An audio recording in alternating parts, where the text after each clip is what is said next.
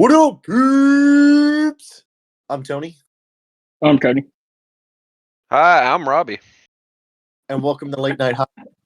Tonight, we're going over Black Templars, the only Space Marine Legion in the game right now. That does include the Dark Angels Codex. That's just more Black Templars, basically. It's just Black Templars on bikes. Black Templars are the best. Robbie, being the resident, which for those of you that don't know, Robbie is going to be acting as our Black Templars expert for the evening because we're professionals here. Mm-hmm. The candidate pool was shallow. That's true. He was literally the only person that would. We had to actually pay him to come on here. Mm-hmm. So this but better. Sexual favors. Okay, yeah. Well, if the ball fits. See Who the that fuck on is Dangalang? Who is It that? is Daniel Who is that? Galong. Thank you. That's Dangalang. Thank you very much. We just found out we had an extra guest star. It's Magnus the Red himself. Sans nipple horns. Excuse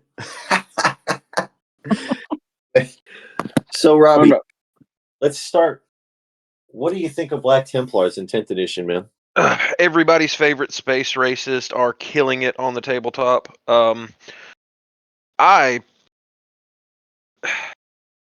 Between their lore, how they play on the tabletop, popularity, availability of models, they're my favorite faction. My favorite chapter. I love them. Not gonna lie to you, Robbie. I have never ranked my favorite armies based on availability of their models. Just throwing that out. Hey man, that's an important. I mean, that's how you know we got our money's worth out of this guy. That's how you know we got our worth out of this guy. What's an important metric with the way GW is inventory runs? That's true. I heard there was about to be 12-month delays on orders that aren't pre-orders. They're not shipping to the U.S. Don't tell Clay that. He's right here. So I'm going to open with a brief history of the legendary Black Templars. The Black Templars are a loyalist second founding Space Marine chapter derived from the Imperial Fist's gene seed and their primarch, Rogel Dorn. Their origin can be traced back to the Imperial Fist defense of Terra during the Horus Heresy. Since that time, the Black Templars have been on the longest Imperial crusade the Imperium of Man has ever known to prove their loyalty to the Emperor of Mankind. They are not a Codex Astartes compliant chapter and maintain a very different chapter structure and culture than is the norm amongst most of the Adeptus Astartes. They are also deeply unusual amongst the forces of the Adeptus Astartes for venerating the Master of Mankind as a literal god, just like the mortal adherents of the Imperial cult. After the Horus Heresy, Rogel Dorn, Primarch of the Imperial Fists, resisted the breakup of the Space Marine legions into smaller chapters. It was only when the Imperial Fists were almost branded heretics that Dorn relented, allowing his beloved legion to be subdivided into chapters. One of the new chapters born at this time was the Black Templars. To prove his loyalty to the Emperor in the wake of the Imperial Fist's opposition to the Second Founding, the first chapter master of the Black Templars, the High Marshal Sigismund, is that right, Robbie? Is it Sigismund? Indeed, that is correct. Thank God. Sigismund assembled a massive war fleet and began the greatest Space Marine crusade in the history of the Imperium. It lasted for 10,000 standard years. Issuing? Clay, that's a big-ass word. That's might be above our skill level. Issuing the establishment of a chapter homeworld, the Black Templars took to the stars in a mighty war fleet. Rather than constructing a single chapter fortress monastery, as most Space Marine chapters do, the Black Templars determined to establish a chapter keep upon each world that they conquered, to keep watch for treachery, to stage future crusades, and to recruit new battle brothers. The 10 millennia long Imperial Crusade of the Black Templars has seen its warriors embroiled in some of the most momentous conflicts ever to engulf the Imperium. The subsequent High Marshals of the chapter that followed High Marshal Sigismund have followed the example of their founder and taken flight to the realms of the alien, the heretic, and the witch. The Black Templars are crusaders, holy warriors battling to bring truth and light of the Emperor to unconquered worlds of the galaxy. With bolt, shell, and chain sword, the Black Templars convert the benighted to the light of the Master of Mankind and destroy those who refuse to welcome his truth. Each crusade is directed by the will of the Marshal in command, and each is dispatched by the decree of the High Marshal of the Black Templars to fulfill their prime mission to cleanse the stars. The Black Templars are best known example of crusading chapter in the whole Imperium. They are the best known example of a crusading chapter in the whole Imperium. Their doctrines, traditions, and organization reflect the particular approach to prosecuting the Imperium's wars.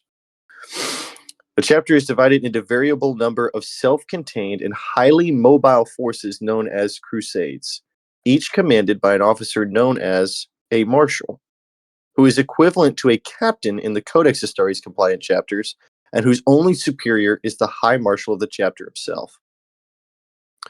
Under most circumstances, the chapter is divided into no more than 3 separate crusade forces, though during especially calamitous times, the number has risen to several times more. Crusade forces are such large and powerful bodies that they are usually subdivided into tactical bodies known as fighting companies, analogous to a standard Codex Astartes company, and each of these is led by an officer with the title of Castellan, equivalent to a lieutenant in a Codex-compliant chapter. With the successful conclusion of a war for which a crusade force has been raised, the various fighting companies within it are likely to be assigned to a new mission, redeployed piecemeal to bolster other crusades already on the field, or sometimes amalgamated into the High Marshal's household until such a time as a new crusade force is mustered.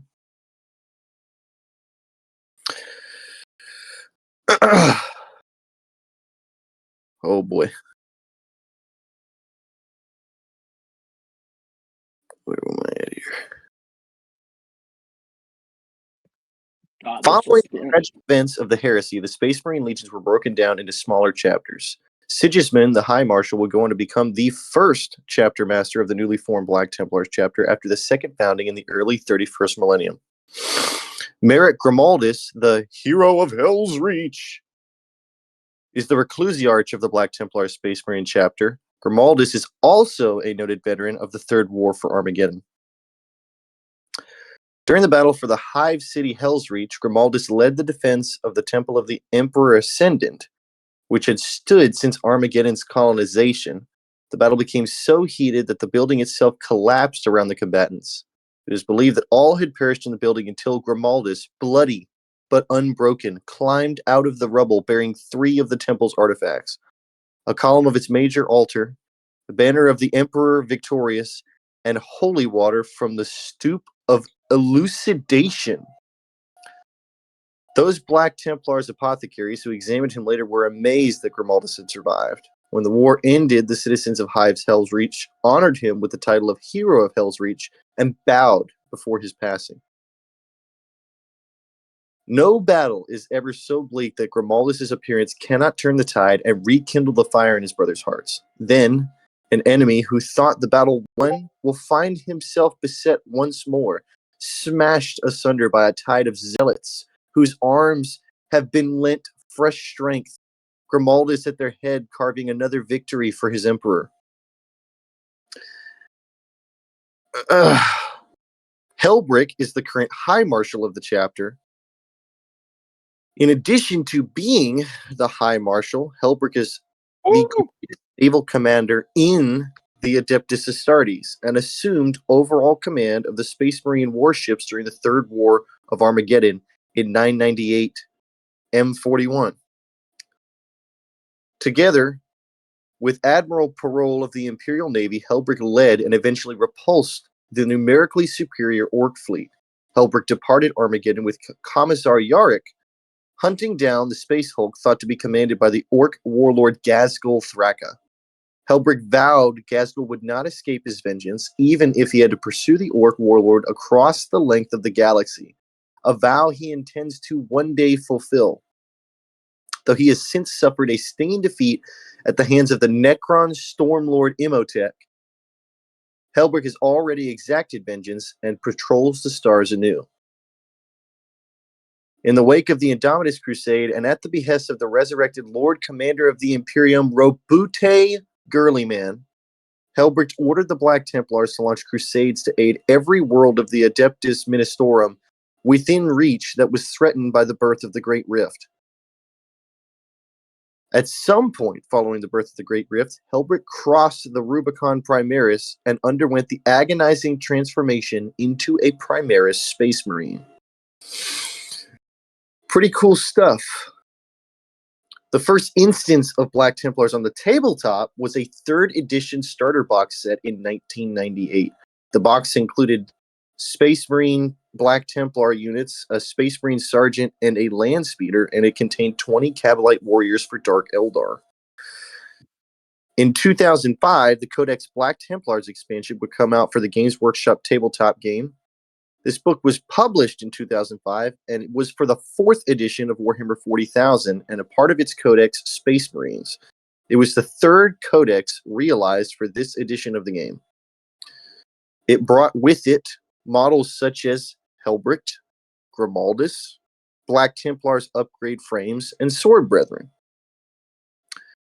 In 9th edition, you would see Helbrick, which Cody has this one particularly, refreshed into plastic, as well as Grimaldus. We'd see things like Emperor's Champions, Marshals, Castellans as brought up in the lore, Crusader squads, etc.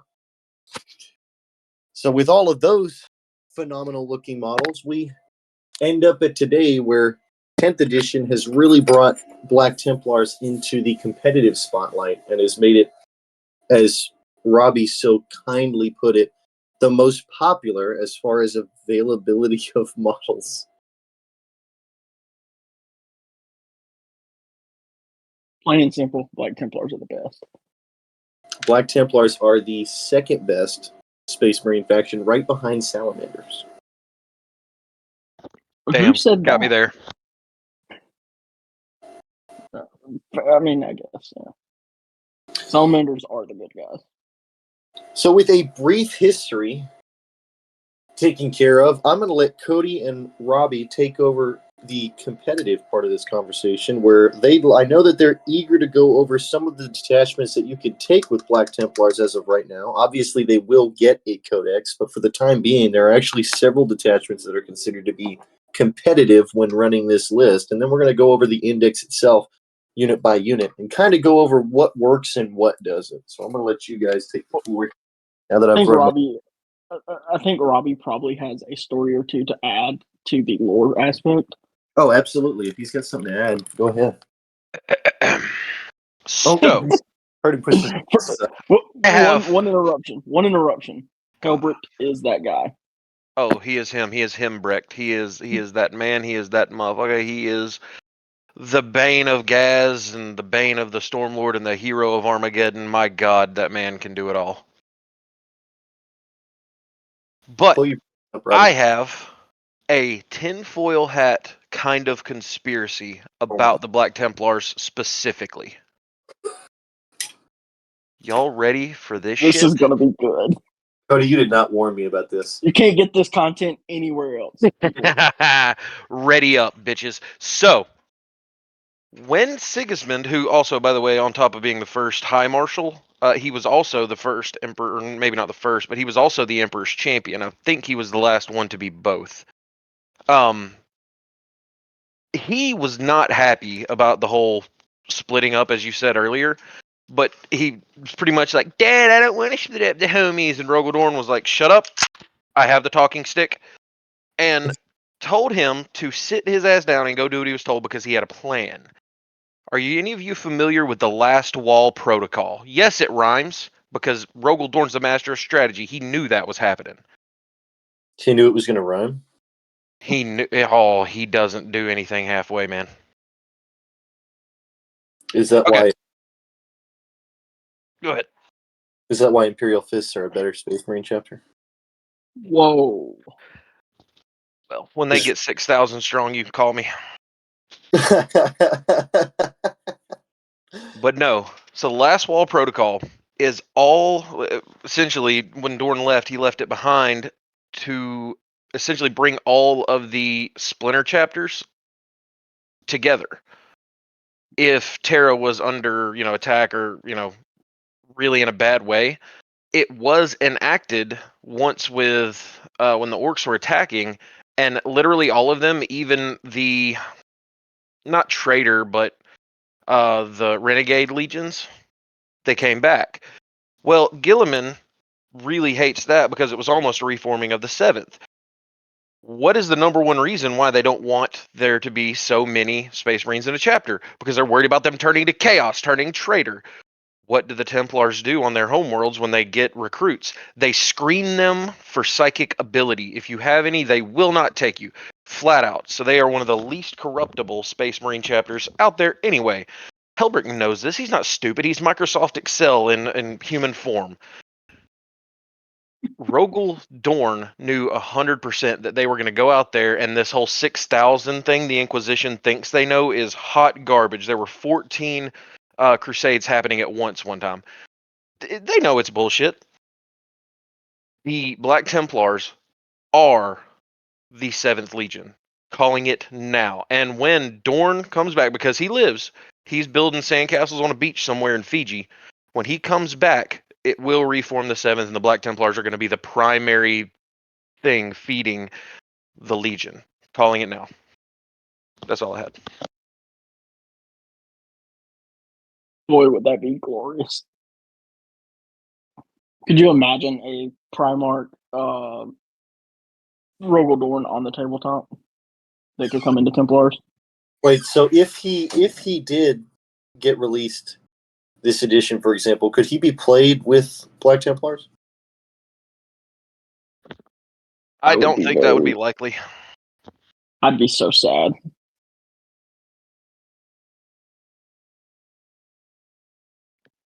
Being that there's other chapters that do have their Primarch, and they, like Gilliman can only be played with Ultramarines. Am I correct in that? You can't just run a Space Marine list with Gilliman. You could in 9th, but not in 10th. Yeah, I would doubt that Dorn would be able to, unless they worked it into it somehow that he could go with either Imperial Fist or Templars. Those are pretty much the only two you play on the tabletop anymore, right? Well, Imperial Fist technically isn't its own faction anymore. They got just kind of rolled into the Codex Space Marines.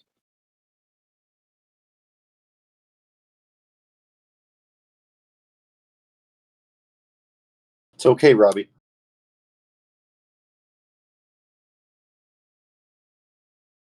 What? The Celestial, fun fact, the Imperial Fist have 2 successor chapters. One is or that are on both ends of that spectrum. I believe it's called the Celestials, or the Celestial Lions 1, and they only have like 30 Space Marines in there. And then you got the Black Templars who make the Inquisition uneasy with how many people they got. How did they get around that again? I always forget.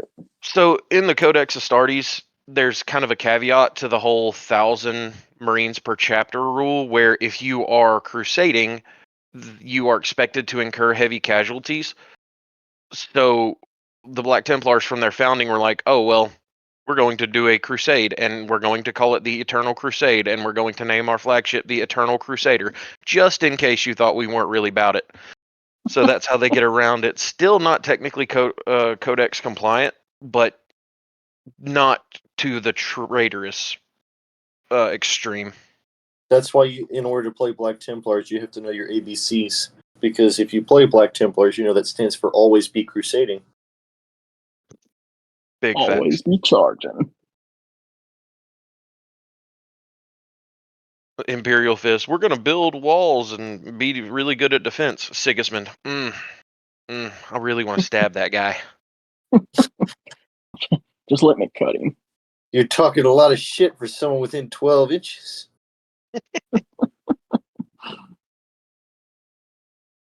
So, do we want to jump into the competitive tabletop aspect then? Quick fun fact about Templars: they are one of only 2 Space Marine chapters that have a Imperial Knight in their ranks. Anyway, yeah. I did know this, and I wish they would add it as an aspect of tabletop. It's just a regular knight with a bunch of multi-meltas. Yeah, just like 8 multi-meltas strapped to him. Oh, you could just run an Asteris. Sorry. Yeah, but it's not the same. It's not the same. Well, because like if he was a Black Templar, Crusader or whatever, he could, take advantage of the Black Templar keyword. That's okay. You know something I learned today? This is going to be a little off topic, but you want to know something I learned today? Do tell. There's another nerf to the lion that we did not see. Do tell. He no longer has the Adeptus Astartes keyword,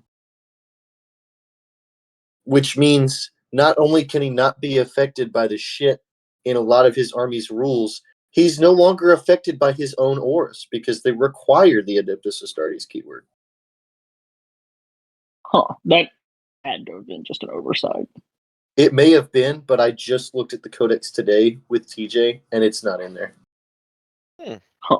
Yeah, I would be willing to bet that gets fixed. Fun little Otherwise, fact. man, Rules written, the lion can't use his own aura. I feel like GW sold all of their line models, and they were like, "Yeah, fuck this model." We made our money. I'm out. Yeah. Clay is asking if the knight's name is Edrigen. Is I don't what get now? that. Edrigen. I don't know. Whenever I've looked into it, it's always comes up as just the Lost Knight, which was a Freeblade Knight. Etrigan is a reference to something else. What is that a reference to? A reference to Blitzhammer. I don't know what that means. God damn it, Cody! You didn't change the name of the podcast again. We're on episode 5, and we're talking about. Did you goon? Fucking idiot! Why don't you get off my ass? Just do your fucking job. Anyways, so I think from a tabletop aspect, it is only right to start with the Righteous Crusader detachment. That's the one with the feel no pains? Correct. So in this detachment, you can take this if your faction is Adeptus Astartes. This is one of the few detachments that has like legitimate restrictions, though.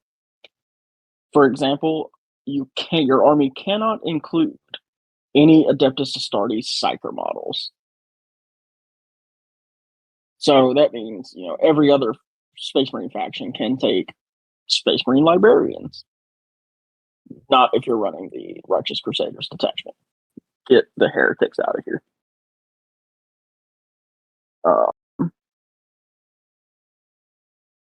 So what this detachment does, it essentially, instead of basic Space Marines where you have your doctrines and whatnot, this detachment instead has vows. So it obviously is a Space Marine detachment, so you benefit from Oaths of Moment.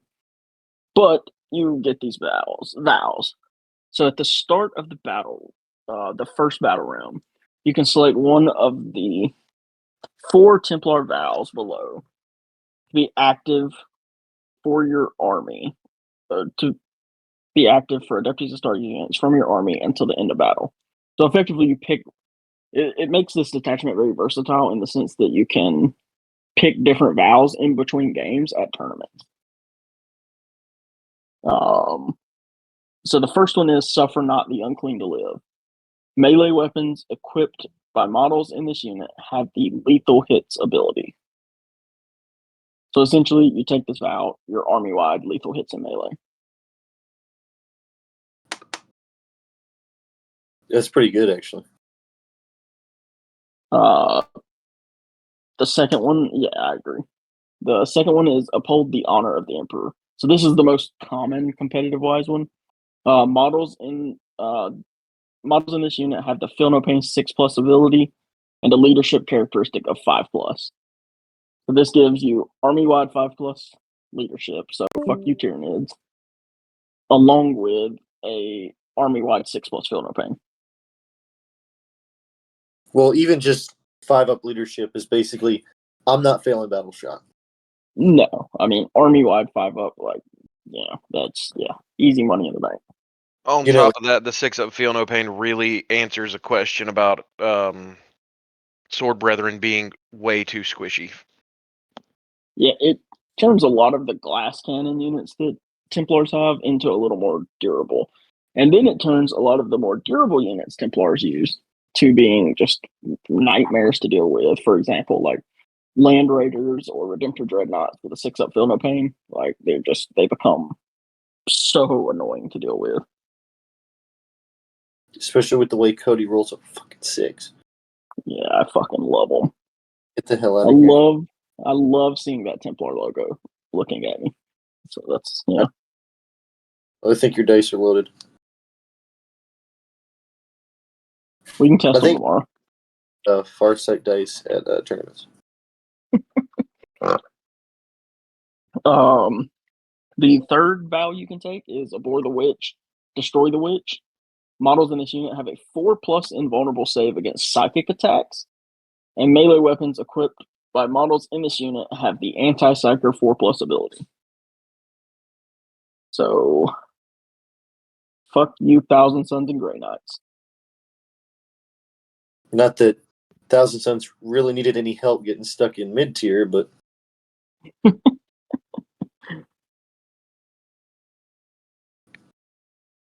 Sorry, Clay. Yeah, sorry, Clay. The fourth and final vow is Accept Any Challenge, no matter the odds. Melee weapons equipped by models in this unit have the Sustained Hits 1 ability. So this is another one that is really good. And honest to God, Robbie, you can give your opinion, but I think this detachment it's by far the best Space Marine detachment that isn't. It's by far the best non-compliant detachment. Like, not even close. Yeah, Space Wolves. 100% agree with that. I think that the Champions of Russ is a little stronger. Because you can get OC. Good one. I played Space Wolves today, and you got to survive till the end or late game to really make that worth it at all. In which Space Wolves just don't do that.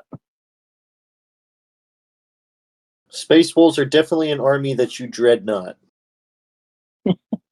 Got them. But yeah, this detachment, it's the versatility of it is so good.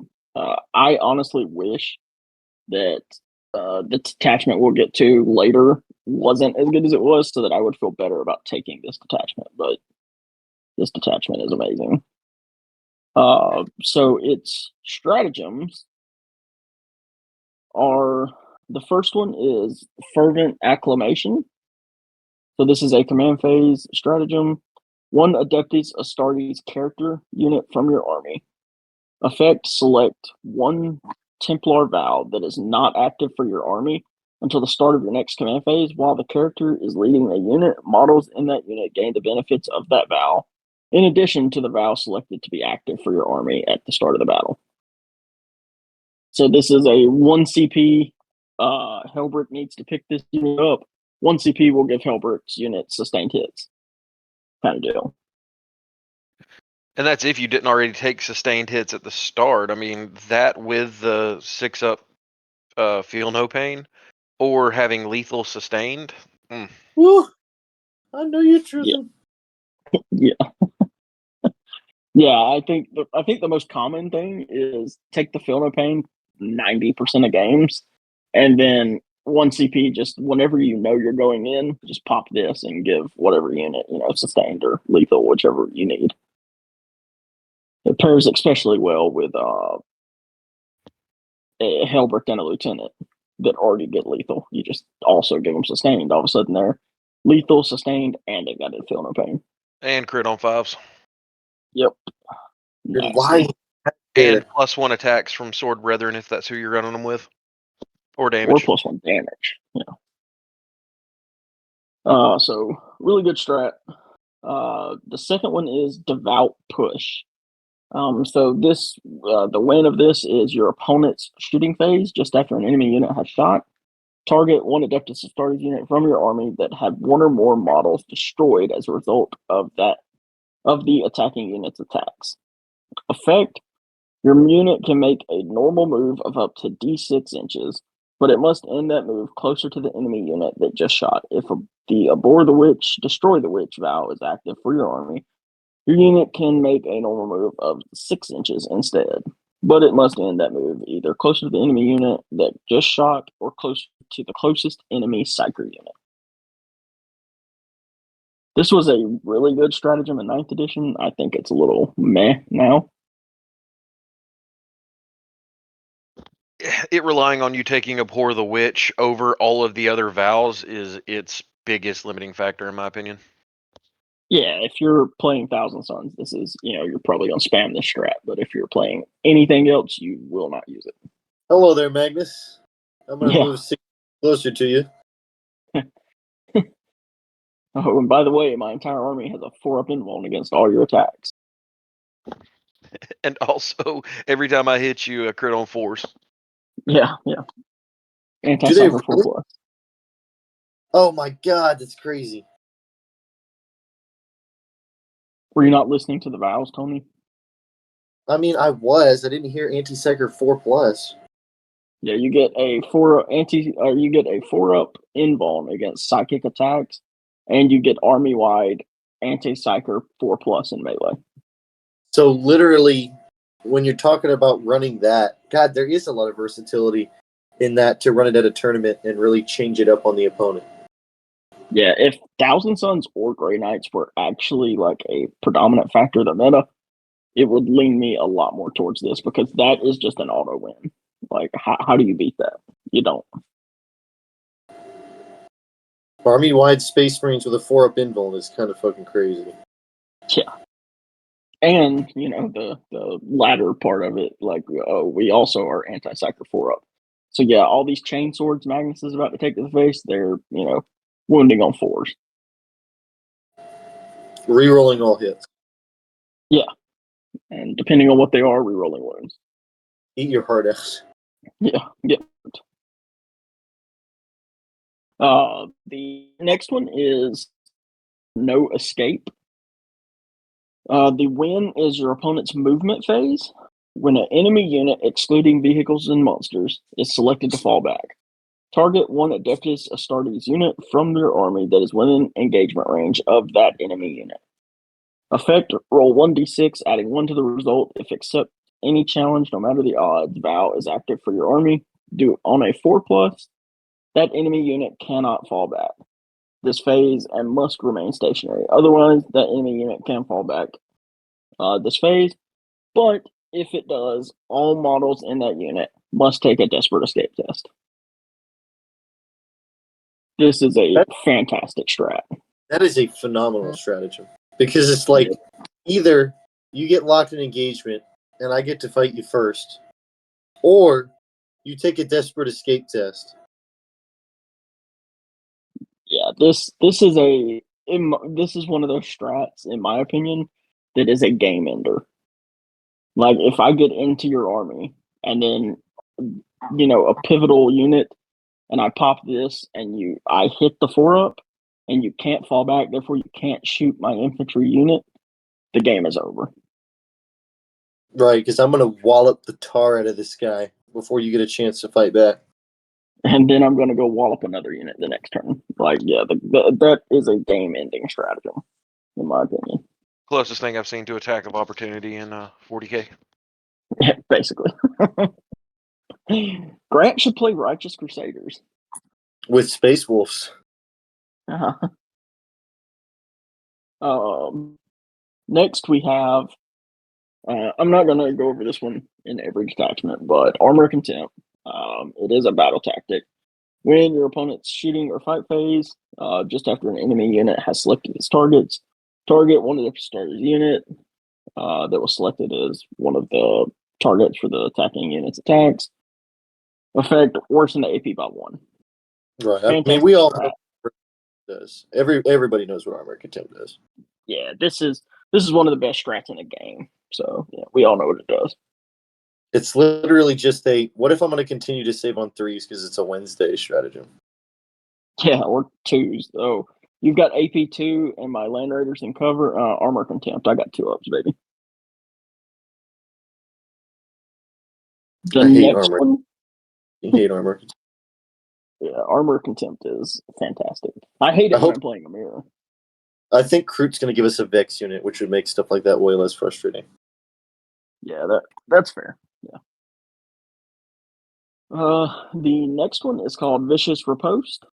When the fight phase just after an enemy unit has selected its targets, target one Adeptus Astartes unit from your army that was selected as the target of one or more of those attacking units' attacks. Effect until the end of phase, each time a model in your unit is destroyed. If that model has not fought this phase, roll 1d6, adding 1 to the result. If uphold, the honor of the Emperor vow is active for your army. On a 4+, do not remove the destroyed model from play. It can fight after the attacking model's unit has finished making its attack and is then removed from play. So this is a 1 CP 4-up final death.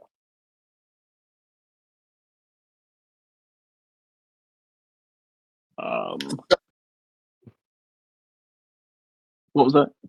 It's all right. It's pretty good, and honestly, most of the time it's a 3-up fight on death because you're taking that vow because that's the Feel No Pain vow. So it's solid. True. It's true. So it's a really solid strat. Personally, I would rather just pay 2 CP and be guaranteed. But you take what you can get. The next one is Crusader's Wrath. When the fight phase, one Adeptus Astartes unit from your army that has not been selected to fight this phase. Effect until the end of phase, each time a model in your unit makes a melee attack, improve the armor penetration characteristic of that attack by 1. If suffer not, the Unclean to Live vow is active. Add 1 to the strength characteristic of that attack as well. So this is a 1 CP plus 1 AP. Solid.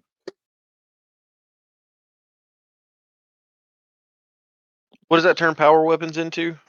Damage 2, AP 2? AP 3. Damage 2, AP 3, and a Sword Brethren unit, critting on 5s, lethal hits. Yeah, you can. Yeah, definitely good enough.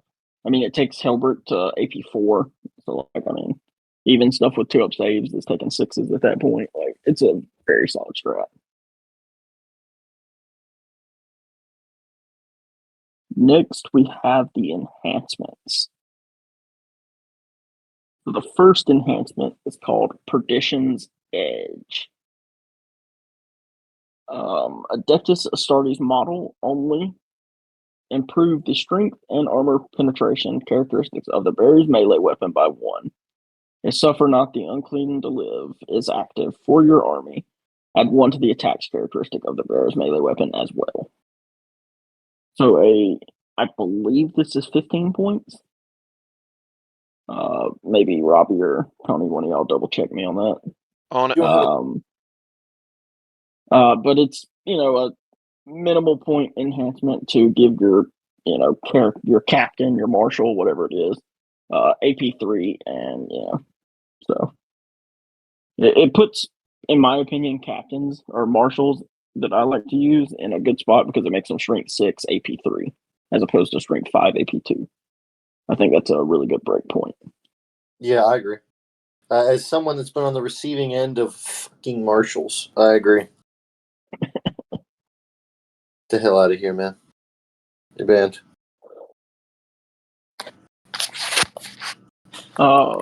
Next we have Sigmund's Seal.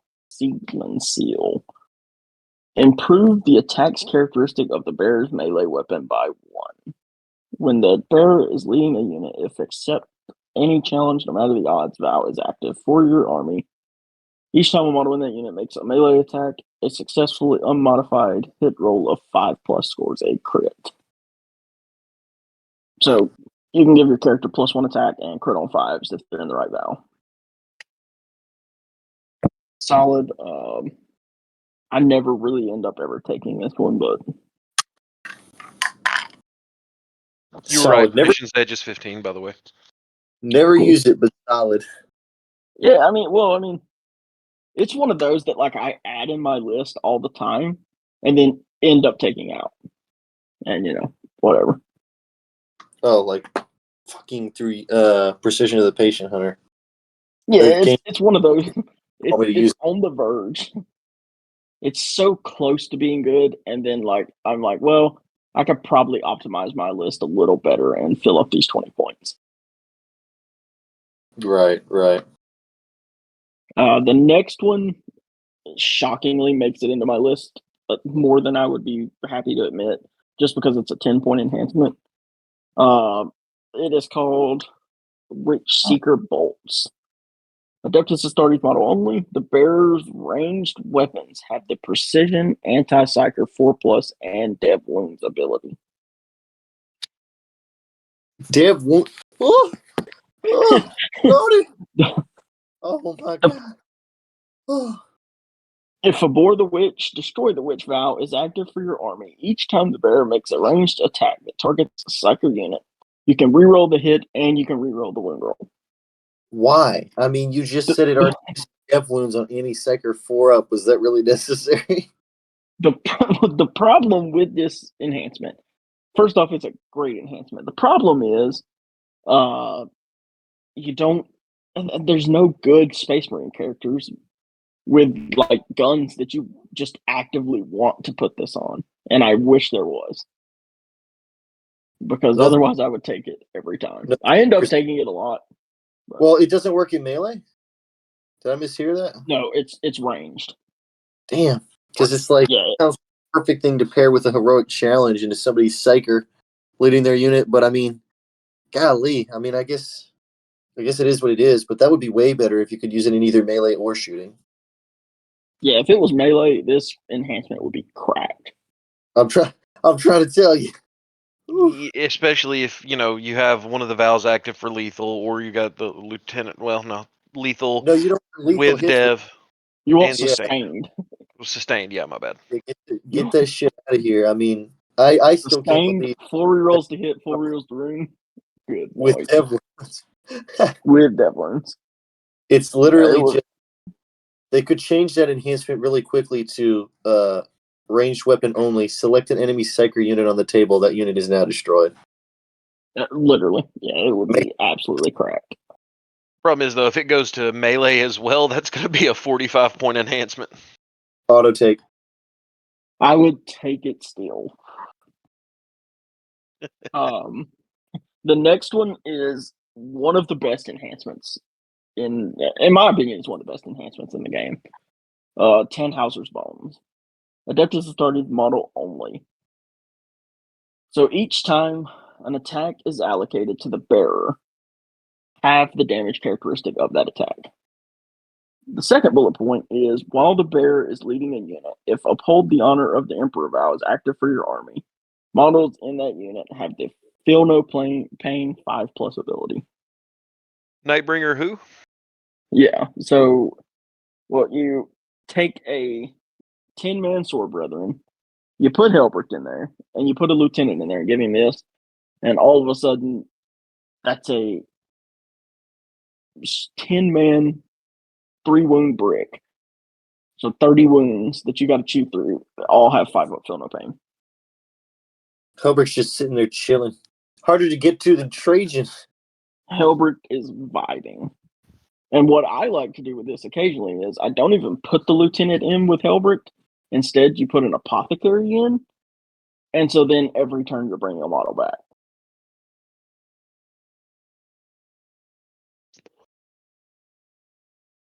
Can get pretty nasty.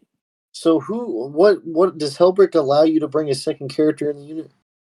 Yeah, so certain Space Marine characters, i.e., apothecaries and lieutenants, can be attached to units if a captain or what's the other keyword? Chapter master. Mhm. If a captain or chapter master is also, they can be basically, you can, if you've got a captain or a chapter master, which Hellbrick is a chapter master, you can put a lieutenant or apothecary with them in the unit.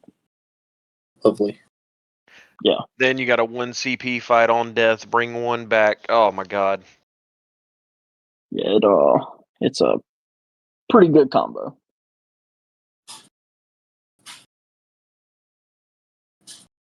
So that is the Righteous Crusaders detachment.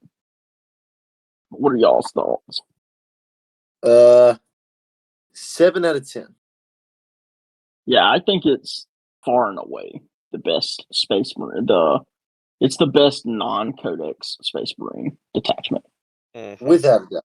Without a doubt. without a doubt. Yeah, Like you said, it's held back only by the fact that the other things you have access to are just, as you're going to find, so powerful for Black Templars that it makes this detachment a waste of potential. Because it's the number one deterrent for taking this detachment isn't that there's anything wrong with it. It's that the other options are just so damn good. yeah. This Personally, one I doesn't think really. Oh, sorry. Go ahead, Robbie. I'll say it doesn't answer the main problem with Templars, which is I am running an army, one of the few melee based armies in the game that still only moves 6 inches. It doesn't answer any of the questions about how do you get my people into combat before they're shot off the board. Exactly. That is the 100%. That's the biggest thing. It's, in my personal opinion, Black Templars is not. A lot of people think the next detachment that we're going to go over is better than this one. I strongly disagree. I think there's only one detachment that is better than this one, and it is better because of that fact. It gives you the mobility you need. But we are going to go on to the next detachment as soon as I find it. Champions of Russ. Sorry. Oh no, this is not it. I've got all the detachments pulled up. You need me to send them over to you? No, I'm Send you the link. pulling them and putting them on the screen, but The man had all day to just prepare what he wanted to put on the web browser and is completely lost. I had it, but We evidently, went from 8 viewers to 2, Cody. You're fumbling this. evidently they took the Codex Space Marines off. I guess that kind of makes sense, but that's kind of a dick move. Yeah, Codex Space Marines is no longer available to view. So, yeah, fuck us. So we will just go through it. On Robbie's app. Yeah, I'm going to pull it up on my app also. Which, for those of you that are wondering why I'm so quiet this time, it's not necessarily. I've definitely fought against Space Marines a lot and have an idea of what they can do, but since I don't have the Codex, I can't really reference anything like they can. So I'm kind of letting them lead me along this journey this evening. So do you want to talk about the Ironstorm Spearhead, Robbie? As I know that's probably your favorite way to run Space Marine, Black Templars. I do love Ironstorm Spearhead. Yeah, I will go over that. Give me 1 second. So I'm gonna, real quick. We're going to talk about 3 detachments for Black Templars. Number 1 having been the Righteous Crusaders. The second one is going to be Ironstorm Spearhead, as we're going to go over the 3 popular ways to play Templars. The 3 most popular and the 3 best. So, Can I make a really off-topic question real quick while I've got you both here? oh, God. Like, I don't disagree with this, but it was kind of like I never thought of that. Let me see what the other guys think of this. Somebody said to me today that Trajan can ignore the Nightbringer's half damage. Yes. Yeah, because nothing he has can be modified. Right, because Right. it modifies his damage, therefore he can ignore it, which makes him the counter to Necrons right now. Yeah, he is one of the best counters. We're going to go over, in my opinion, the best counter. But yeah, he is one of the best counters because not only does it apply to him, but it also applies to his unit. So that's a 5-man warden, 5-man custodian guard, whatever the case may be, hitting you on, you can't change it. They're just hitting you right in the face. Right. Okay. So Iron Storm, Spearhead detachment rule. I love this because I love tanks. I can't get enough of them. Big tank go The Bert. Black That's my favorite thing. Templars. The Black Templars, baby. Of So course. armored wrath allows you to reroll 1 hit, wound, or damage roll per unit per phase, ranged and melee. So with sorry, go ahead, Cody. Well, I was just gonna say they're not Eldari. They don't get all 3. Mm-mm. Looking at you, Joey. But yeah. Ooh, call out. But no, the reroll 1 hit is kind of wasted in Space Marines because Oath of Moment, obviously. But the wound or damage roll, when you're rolling D6 plus 4 damage out of a Repulsor Executioner, that is huge. Or when you fumble a wound roll, somehow rolling 1s, you can pick that up and do it again without having to waste your CP on a command reroll. I love it. It makes the army so much more consistent. And being able to use it in each phase. So, if for some reason you're shooting with Sword Brethren or Hellbrick or whatever, it makes them a little bit more reliable for a little bit of damage just to soften up when you come in, which is good because in some of the stratagems for Iron Storm, it relies on the enemy unit to be below starting strength. So, it helps out a little there. Yeah, completely agree. So for the stratagems, of course we have Armor of Contempt, but the next one, Vengeful Animus, 1 CP, applicable to Astartes vehicles. You can instantly activate its deadly demise without the need for a roll. So for 1 CP, you can hand out mortals and start taking out an infantry unit if somebody was dumb enough to come put hands on your precious, precious tank. Talking a lot of shit for somebody within 6 inches. So that I one, like- I think it speaks for itself pretty much as far as like you can auto detonate something like that. Deadly Demise D6. My God, if you have any allied, you Knights. can run an allied knight in there. Wait, no, Well- because Knights up to Astartes. Oh yeah, you're right. Correct. Never mind. Well, this is one at a tournament I was playing against Iron. It wasn't Iron Templars, but Iron Hands nonetheless. And my opponent, I got a repulsor executioner, one of them down to like 2 wounds, and they YOLO'd this motherfucker into my deployment zone. And we're just like, okay, well, you can either kill it and it's gonna blow up, or you just don't kill it and it shoots you. And I'm like, you son of a bitch. Like, I would move it up the table, fire everything it's got, then charge you because you will kill me in melee. I'll tank shock you, and then I'll blow it up. Yep. The Irish Republican Army has entered the chat.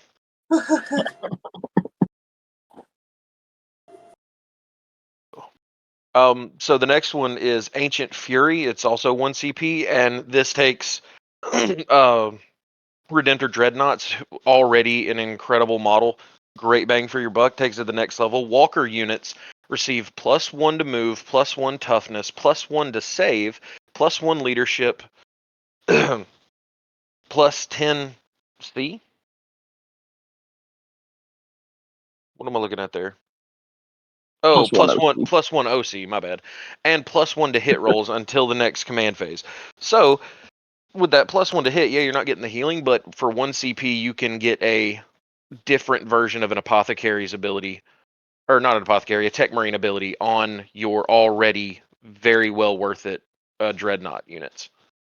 So for those of you that have not read the core rules, just real quick, I'm going to point out you cannot modify a characteristic to greater than a 2-up. So you cannot have a 1-up armor save. So the way it's you cannot basically Armor of Contempt and +1 to your armor save and be like saving on 2s all the time. Yes, correct. It also takes Redemptors or any of the Dreadnought chassis to a good breakpoint of toughness 11. Mm-hmm. True, that is a big deal as well. Good stratagem. Very good. +1 leadership also. If I mean, man, if you could have this in Righteous Crusader where your leadership's already a 5, turns your leadership into a 4, you're really never getting battle shocked. I disagree only because it would be so redundant in Righteous Crusaders. Yeah. It's like, come on. You don't. What am I going to do with a 4-up leadership? Fair. The next one, Power of the Machine Spirit, also 1 CP. If your vehicle's strength drops below half, it can shoot back for free against the attacking unit. I love it in concept. In practice, it seems like every single time it gets below half, it's taken off the table that turn. It'll sit at half for 2 battle rounds, and then the second it drops below half, like the second it's at 5 wounds, or Redemptor Dreadnought's at 5 wounds, it's gone. Maybe you're just getting outplayed. Well, so this is a 100% skill funny issue. strat. This is a funny strat in the instance that it will come up like 1 out of every 10 games, but when it comes up, it's so critical. At the last tournament I went to, I played Joey round 3, and Joey used this stratagem against me twice. And in both uses of it, he wiped my unit in return. Oof. Big it oofs. It was one of those, like, it happened both times. And I'm just like, what is this? Like, why? I've never had this strat used against me before until today, and you've killed 2 units in retaliation with this strat. Did you win that game? Yeah.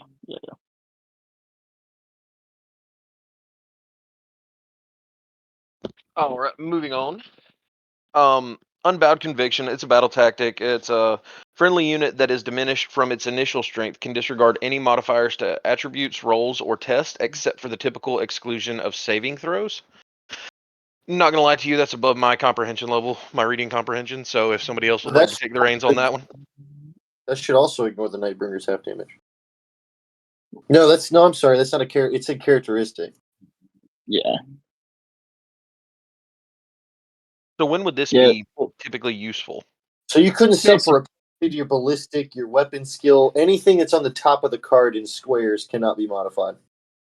Yeah, so basically, like, you could 1 CP ignore the shoot while in combat penalty kind of deal, or say you were bracketed, that kind of stuff. Yeah. Okay, question, because it says characteristics. So -1 to hit from being locked in engagement would not be affected by that. True, it would just be the only if your ballistic bracketed skill or your weapon skill was modified. No, bracketing is also -1 to hit. Well, then I don't know what this is good for. Modifiers to attributes, rolls, or tests. That makes me think of like rolls. Okay. Then yes. It says rolls. I'm pretty sure. Yeah, you ignore -1s to hit essentially. Okay, so big guns never tire, for instance. That they would benefit greatly from that. Correct. Alrighty. Ever tire. The last one is what I was kind of talking about with moving a like Sword Brethren brick in. Works really well to soften up or at least put 1 wound on a unit. Its Mercy is weakness, 1 CP battle tactic strat. Allows a unit to gain sustained hits 1 whenever it targets an enemy that is below its initial strength. That is insanely good for 1 CP. And if it's on a vehicle, it gets crit on 5s. Yeah,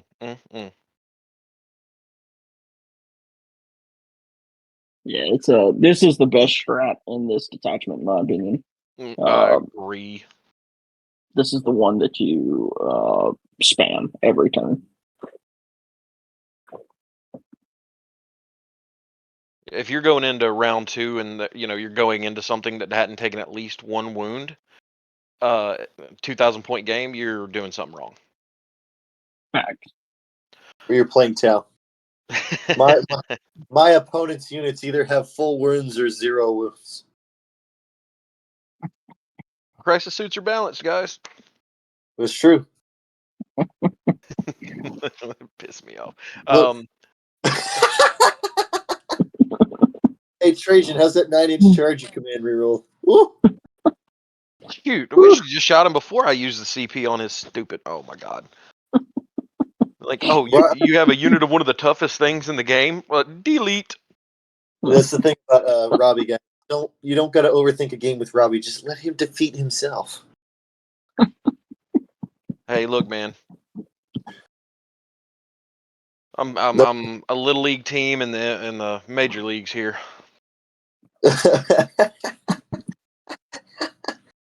Okay, Catch joking about Hellbrick getting one shot by Magnus, but I think Hellbrick is a model that can legitimately be destroyed in one activation by Magnus. How many wounds Magnus got? 16. So 10 after Halbert walks up and decides to roll his 6 on, mortals. Well, we're assuming that Magnus is charging and heroic challenging or whatever you want to say. Magnus is getting the first attack. He absolutely kills him in one activation. I think Magnus one-shots Helbert, but I know Helbert can also one-shot Magnus. From experience. I've never one-shot Magnus, but I have one-shot the Great Unclean One, which is, by definition, tougher. So, Cody, didn't me and you sit around at the shop one day and just roll Hellbricht and 5 Sword Brethren into Gilliman back and forth like 3 or 4 times? That kind of sounds... Gilliman died every time. Willis seems like the kind of guy that would just engage in something masturbatory like that to make himself feel good. No, Robbie was proving a point to me, and I conceded. The point was Gilliman is not worth that many points when he's got like a 2/3 chance to stand up. Yeah, agreed. That's why I run Templars. Mm-hmm. That's why they made the Lions suck. They were like, well, we don't want to buff Gilliman, so we can't just let the guy be better. Let's just make him suck. In fact, And no more Adeptus Astartes keyword, asshole. Man, when you got Gilliman on one hand and then Angron on the other hand, who's standing up, I don't know the math on it, but it seems like he's standing up more reliably every time and is just terrible to be anywhere near and has an insane threat range. Yeah, Gilliman's not worth the points. No, well, I agree. We were talking today because Joey was talking about the Porphyrion and everything, and Angron is like, I said, Angron dismantles your list. He's like, what are you talking about? I said, Angron has a turn 1 threat range of like 40 fucking inches and kills the Porphyrion in one activation. It's 36 inches, and yes, the Porphyrion dies 100% of the time. He's like, what do you mean? It's AP4, son. Yeah, what is it, damage 6? It's D6 plus 2. Woo! And Is he's that strength rerolls? 17. Yeah, you can manipulate it, yeah. He gets 4 rerolls to hit with sustained hits, and for 1 CP, he's wounding a Porphyrion on 2s. Thank you, come again.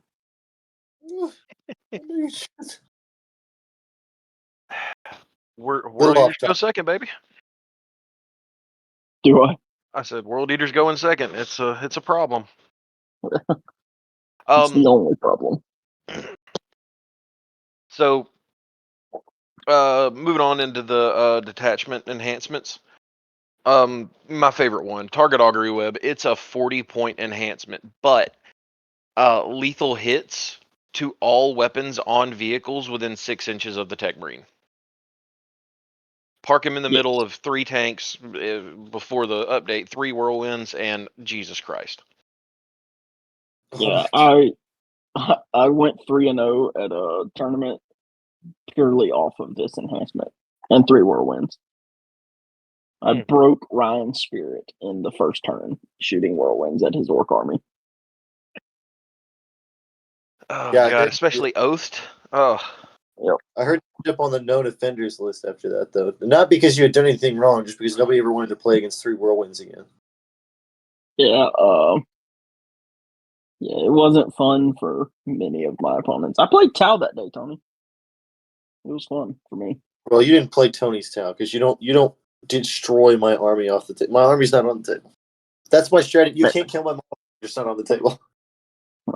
That's true. I can't argue with that. Fantastic enhancement, though. Fantastic. Worth every bit of 40 points. What would it have to? Auto-take. What would it have to go to, Cody, for you to not take it? How many points would you be willing to spend on target augury web? 50 points on it. Hmm? I wouldn't spend 50 points on it. Isn't that how much is it? I would pay. Well, so a Tech Marine is 55 points. As long as that Tech Marine is 100 points or less, I would take it every time. So Mhm. 45 points. If it got to 50, that would be the point where I'm a little iffy. But even then, I'd probably still just take it. If it's 50, I take it and drop my other enhancement. Mhm. You take it, but you're not happy about it, but you know you need it. Yeah, for sure. It turns the repulsor executioners like 30 shots of shrink 4 into something that's actually viable. Oh yeah, fucking heavy onslaught with lethal, just re-rolling everything. Fish for sixes. Oh, that's so true. Okay, so when I said 50 points, I completely neglected to remember that we're going to be re-rolling all hits in this instance. Yeah. And for 1 CP, you can crit the tank on 5s. Gotta love it. You take Why it. Has Iron Storm not won a grand tournament yet? It has. It's a very stat checky army. You're gonna run into, and I mean, it's a very good players can play around it. In my opinion, Robbie found that out the hard way, in which his 3 repulsor executioners didn't leave his deployment zone until turn 5. What? What? Hey, the one that could see Angron knocked him off the board. Hey, that's fine. No, Tony, we played a game, and Robbie took his Templars list that went 3-0 into World Eaters, and he never left his deployment zone with those tanks. I tagged them every turn and just held them in place. Oh, right, because yet again, Angron's got that 36-inch turn 1 threat range. Oh, Angron never even went towards them. Oh, damn. It was just like, oh, here's 2 Chaos Spawn. Now your tanks can't move for a turn. Hey, I'm just letting you know when we play tomorrow, I'm going to be fielding the top half of half-painted Tetris. Brett. To be fair, in that game though, it ended up being 77 to 88, and my 3 most expensive units in the army never left deployment zone. I'm just saying. Oh, 100%. It was still a close game. It was just it was a fun game for me. Robbie did not have fun during the game. It's so little fun. Robbie just jumped in here on live and called your game a fluke in front of millions of well, in front of 2 people, one of which is Cat. And I put that on Cottonmouth Kings. Right. Number 1 bullshit guy. This guy right here. Number 1 bullshit guy. He's Hitler. Robbie knows I will run that game back at any moment. Shit. Let's do it right now. Let's all drive to the shop on the podcast and we'll do it. Run it live. No, I'm if I lose like that, get tied up in deployment zone on live, I'm leaving. I will leave turn 2. Robbie has left. Robbie has left the chat. You're all blocked.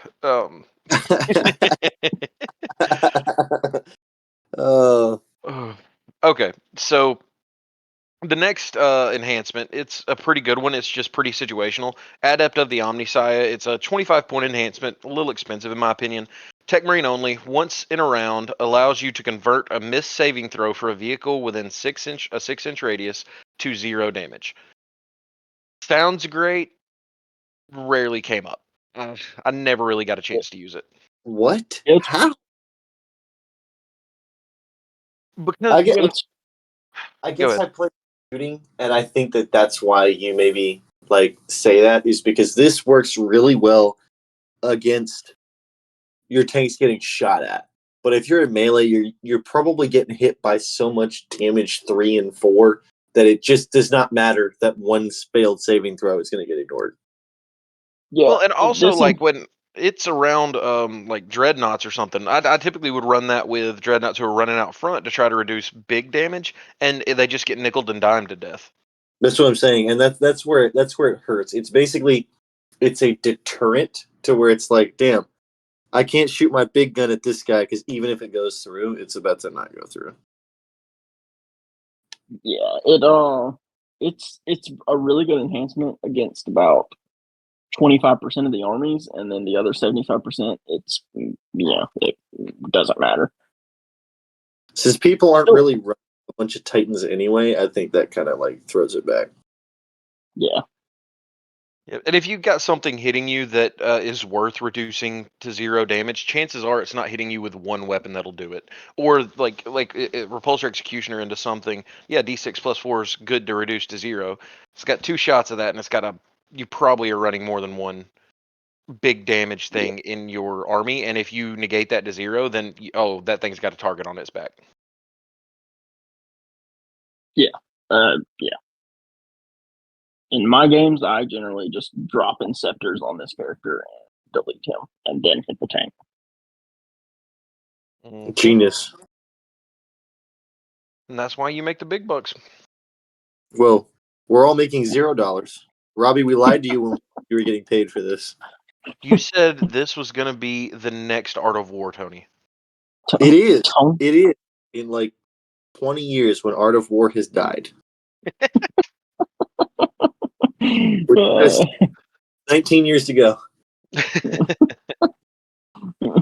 The next one is the Flesh is Weak's 10-point enhancement. Gives a unit a 4-up, feel no pain. There's a model of 4-up. Yeah, okay. This site that I'm using is incorrect then. Because I was sitting here looking at it, I was like, I don't think that's right, but I'm gonna read it like it, like it says. He's gonna blame the website for his inability to read. I will send you a picture, Tony. Of your balls? No, it's not Thursday. Yeah. Oh, it is Saturday. That's so true. So true. I got my weeks mixed up. So yeah, giving a model a 4-up feel no pain, it's fine. And if you got 10 points to spare. I was about to say it ends up making it in a lot of my lists just because it's 10 points. Well, I'm going to be honest with you. What it would be really annoying to throw on is like something that you were trying to strategic reserve as an action monkey. Just throw it on like the cheapest character you could possibly put in strat reserves, and now watch him for 10 points more. Just I'm going to stand here, and you're not really going to be able to kill it now with the shit that's going to be in its way.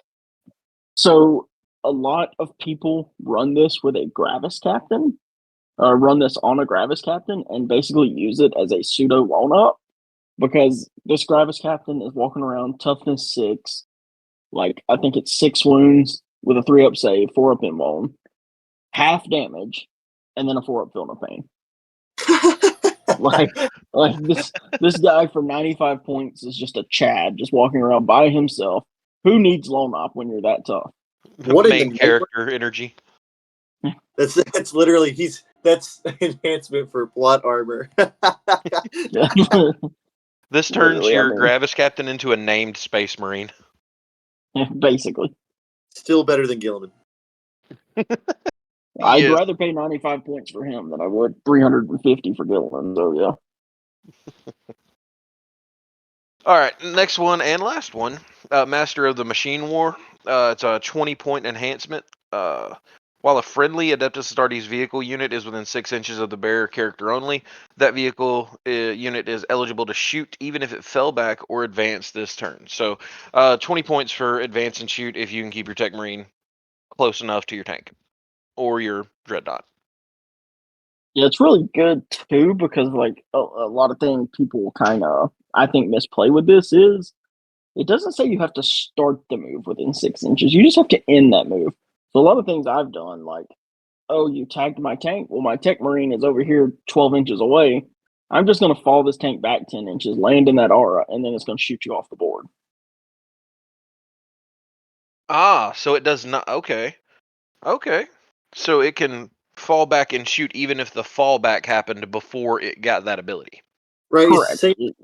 Players will rubber band their Swarm Lord so that when their models advance into his aura that gives them all assault, rules is written, now they have assault weapons in a turn in which they advance, which means they can shoot.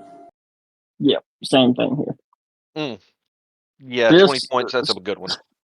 It's a good one. Robbie had this in our game in which I tied his tanks in one corner. I just killed this tech marine. It was my first. It was public enemy number 1. I killed it and then tied his tanks in a corner for 4 turns. And this is why it's not enough to just know your army, ladies and gentlemen. Gotta know your opponent. I think Sun Tzu said something like that. Something like that. Oh, so yeah, that pretty much finishes off Ironstorm Spearhead. Any comments, guys? I just think that this is a phenomenal detachment. I think it was one of the most exciting things to come out of the Space Marine Codex, in my opinion.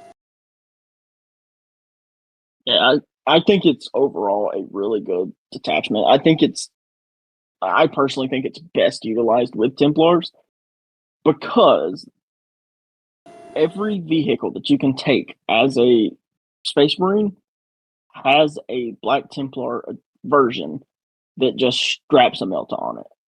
Right. For like 5 points, right? For like 5, 10, the Executioner is the most expensive. It's 15 points. But the value you get out of that with the free reroll, so like you can just run an Impulsor. It makes like the Melta on it so much more viable. I think that it also go ahead. It also makes the melee aspect of Templars. It still buffs their melee because you have access to the 1 CP sustained hits. That it does not specify shooting phase only, so you can run Hellbrick into a unit or into an enemy, and 1 CP he's got sustained hits on 5s. I do think that that Ironstorm Spearhead, at least in my opinion, is one of the most underutilized detachments in the game right now. I think this detachment has so much potential we haven't really seen competitively yet, in my opinion. Yeah, it's I've taken it to a 3-0. Robbie's taken it to a 3-0. The problem it runs into is, like I said earlier, it's very stat checky. And so when you run into an opponent who can pass the stat check, you lose. And it's hard to play around it. It's I did like want to talk about something. Oh, sorry, go ahead. I was just going to say, Agron flies into Robbie's deployment zone, and Robbie shakes his head and goes, "Congratulations, you passed." Basically. I hate how accurate that statement was. I did want to run something by you. I know I talked about it when it happened, but the whole, if you have a Hellbrick and a lieutenant's given lethal hits, and you pay the 1 CP for sustained 5s, or the same thing with like a heavy onslaught Gatling hit, whatever. Which you don't get to choose which one you would take if you already had that built in, right? You get them both, yeah. So yeah, lethal sustained rerolls from Oath. Yeah, so like for example, the Hellbrick unit, if it has a lieutenant, so Hellbrick gives the unit crit on 5s. Therefore, the lieutenant gives them lethal. So they're lethal on 5s. You pop this strat, they're lethal and sustained on 5s.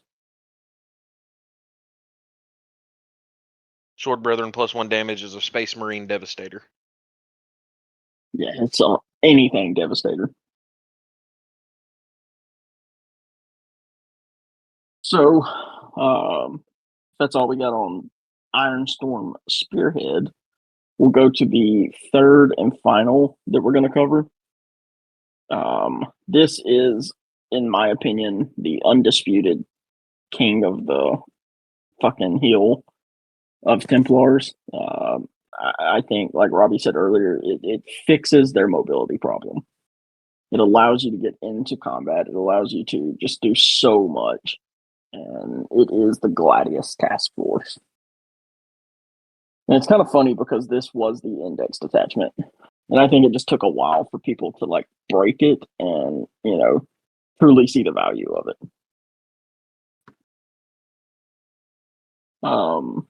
So what this detachment does, at the start of your command phase, you can select one of the combat doctrines listed below. Until the start of your next command phase, that combat doctrine is active, and its effects apply to all Adeptus Astartes units from your army. You can only select each combat doctrine once per battle. So these doctrines there are 3 of them. The first one is the Devastator Doctrine. Units are eligible to shoot in a turn in which they advanced. So army-wide advance and shoot. Next is the tactical doctrine. This unit is eligible to shoot and declare a charge in a turn in which it fell back. Army-wide, fall back, shoot and charge. The third and final, the assault doctrine, which is what Templars live for. This unit is eligible to declare a charge in a turn in which it advanced.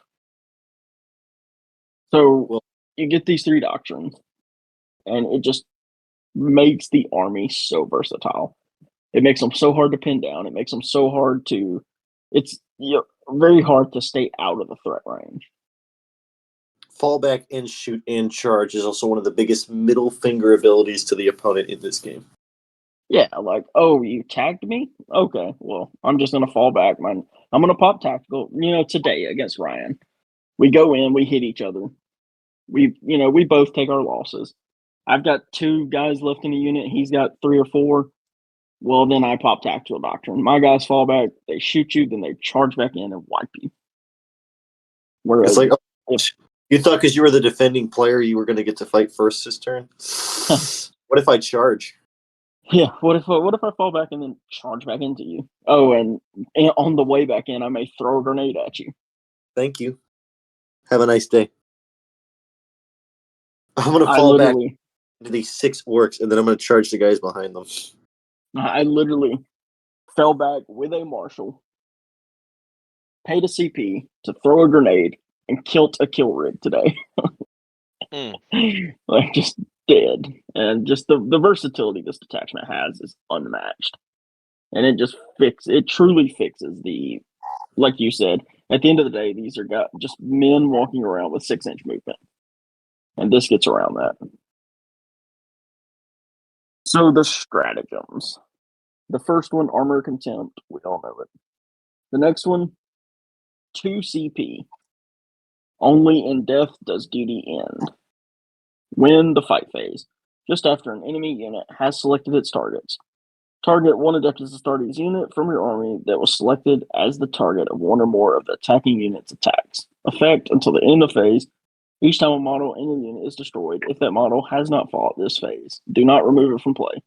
The destroyed model can fight after the attacking model's unit has finished making its attacks, and it is then removed from play. Like we said earlier in the Reckless Crusader one, yeah, it's cool to pay 1 CP for a 3-up fight on death, but I would rather just pay 2 CP for a guaranteed fight on death. Callback. And this just makes this army so hard to interact with. Just when you think you have them dead to rights, Ryan today charges the unit in. Well, 2 CP fight on death. We do a little murder suicide. He kills me, I kill him in return. Nobody's left on the objective. Man, does this... even if you've already lost a good portion of that 10-man brick, 5-man lieutenant and hellbricked with this fight on death is insanity. You are picking up 2 units off the board, whatever they are. Yeah, if you're playing into that strat, in my opinion, makes Black Templars the best melee army in the game. They're just impossible to pin down. Once you do pin them down, they're going to fight you on death and they're going to wipe you in return. That's similar to what happened with what were they, Berserker 8-bound? Through the wall? Yep.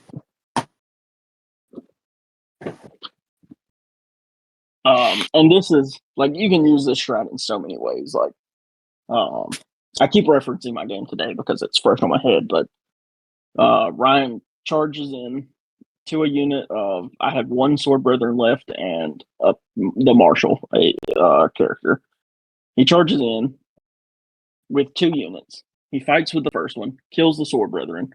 Well, the Sword Brethren then fights on death before the next unit gets to fight. He fights on death into that unit, kills it before it gets to fight. And now my, Marshal is left alive. Who then later throws a grenade and kills a kill rig. Just such a good strat. The next one may be the best out of all these, though. It's called Honor the Chapter. It is a battle tactic, so you can use it for free. When the fight phase, target one Adeptus Astartes unit from your army. Effect until the end of phase, melee weapons equipped by models in your unit have the Lance ability. If your unit is under the effects of the Assault Doctrine until the end of the phase, improve armor penetration characteristics of such weapons by 1 as well. So this puts Sword Brethren, Strength 5, with Lance, and AP 3. Just takes them to another level. It lets them punch up so well.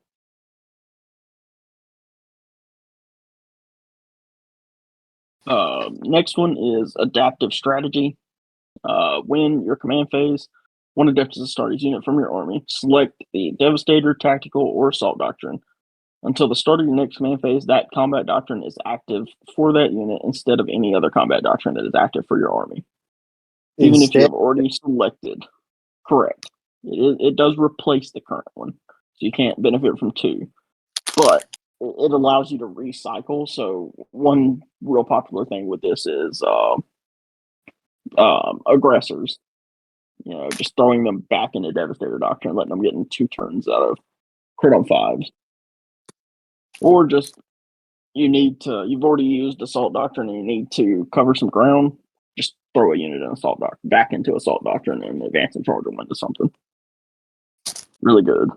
Really good, especially because with this, if say early in the game you don't want to use up your 3 uses of your doctrines, you can still turn 1, advance and shoot with a single unit, and that takes away the issue of only being able to use each one once and there only being 3. You can get something out of it for all 5 battle rounds with this one CP strategy.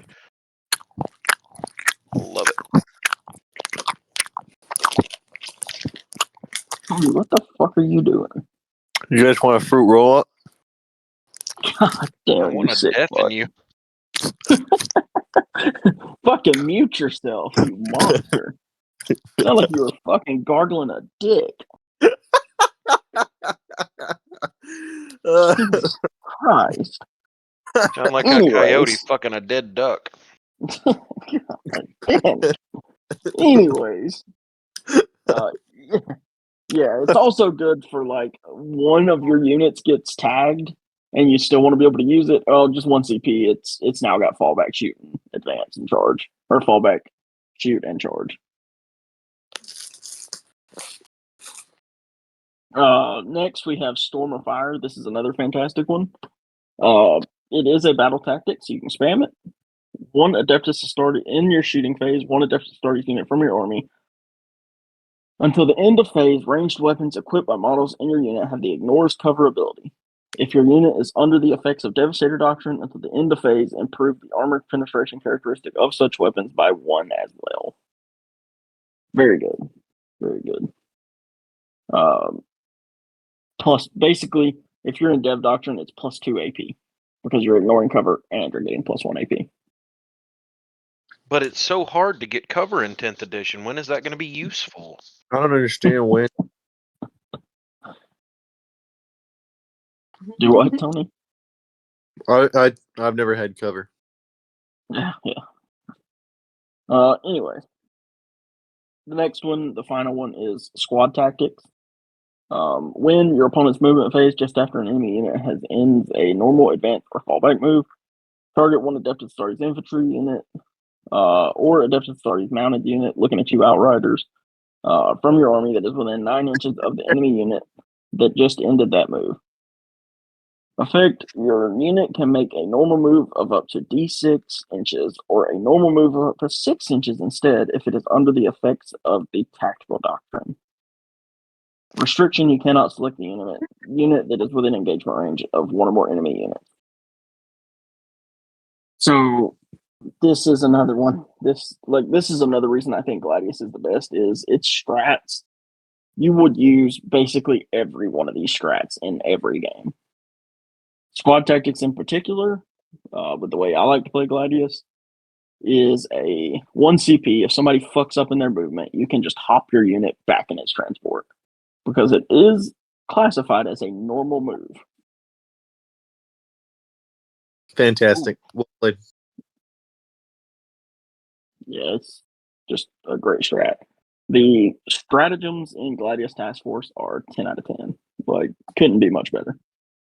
They synergize well with one another too. They really put their thinking hats on when they did this, because just being able to use adaptive strategy and put something in another doctrine for something like honor the chapter, or squad tactics or storm of fire. I mean, it works so well. If you got the 2 CP to spend, there's no reason why you shouldn't be getting the extra benefit. I was kind of just convinced at this point that if a combo ever appeared in 40K, it was a complete accident on the part of Games Workshop. Solid thought there. I could see that go either way. So that is the stratagems. Once again, 10 out of 10 in my opinion. Next we have the enhancements. The first one will be Artificer Armament. This is a 10-point enhancement. Adeptus Astartes model only. The bearer has a save characteristic of 2+ and a feel no pain 5+ ability. Really good, cheap enhancement to just throw on a character. Orcs can't even kill you once you have a feel no plane. The Dak and Jets are proven ineffective. Shut up.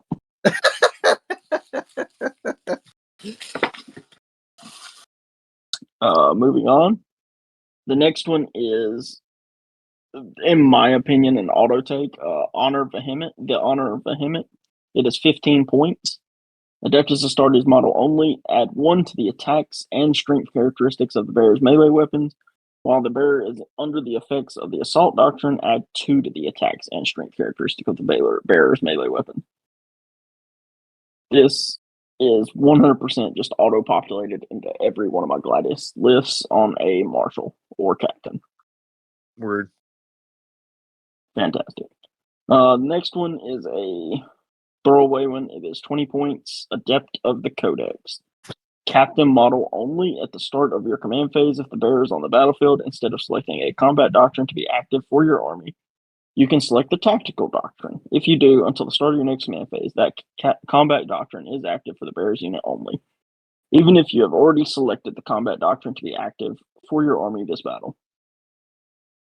I feel like the reason I say that's a throwaway is I feel like in most instances, you only need the fallback shoot and charge once in a game. So you just pop it when you need it. Why pay 20 points? Especially when adaptive strategy is only 1 CP. Yeah, I would rather just on the, occasion in a, 1 out of every 10 games that I needed a second time, I'll just pay the CP. The final one is what most people consider one of the best enhancements in the game overall.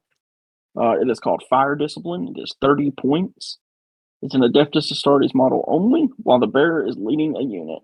Ranged weapons equipped by models in that unit have the Sustained Hits 1 ability. In addition, while the bearer's unit is under the effect of the Devastator Doctrine, each time a model in that unit makes a ranged attack, a successfully unmodified hit roll of 5+ scores a critical hit. You pair this with a Apothecary Biologist, and you've got lethal and sustained on 5s. It's crazy. Nasty.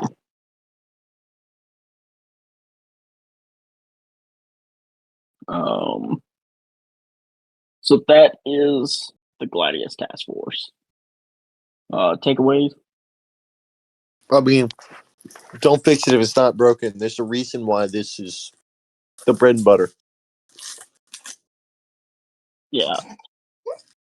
But, I don't know if I said it earlier or not, or if I was just talking before the podcast with you, Tony, but, there are a high number of people out there that think that the Gladius Task Force Black Templars build is the best list in the game. I'm inclined to agree with that statement. I know I said it earlier, it fixes every problem that Templars have. Exactly. It takes a good army and it takes them to another level. Yeah. I think that it was, without a doubt, but we'll have to see what the game looks like now after a couple weeks before I say that it still is. I think, yeah. I think Gladius, Templars, and Necrons are the two best armies in the game right now. Right. But I think that just the points may have even been enough to just because I felt like for me it would have been 50-50 between the two, but now I think I'm definitely leaning Necrons. And I just can't make up my mind if I think that Power Matrix or the Teleport one are really better. Well, so the thing with Templars though is, yeah, they took a quote unquote points nerf, but it was minuscule in the grand scheme of things. For Do what? me, they were so close to even that losing a unit for Black Templars, it's like, okay, cool. Necrons is officially what I'm leaning on now. Yeah, I don't disagree with your method of thinking. I think Necrons probably is the best army in the game.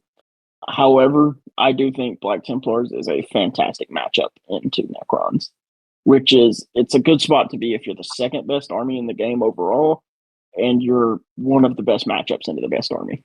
Didn't you lose to Josh the other day? Not with Templars. Oh, okay. I think you were playing Templars. Played Templars round 3 of that tournament, and that was the closest game. It was a difficult one. Yeah, don't get me wrong. Like, Necrons are good. We all know that. But yeah,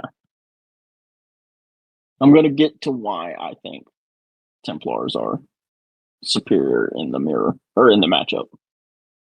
Which all these different detachments, it kind of sucks a little bit because Righteous Crusaders fits so thematically and on paper it looks so good, but I would never take it over Ironstorm or Gladius ever.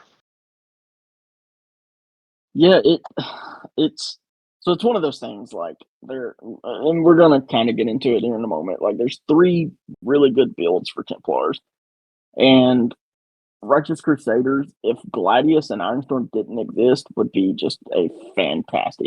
It by itself would be a probably top 5 army in the game. But it's these other 2 do exist.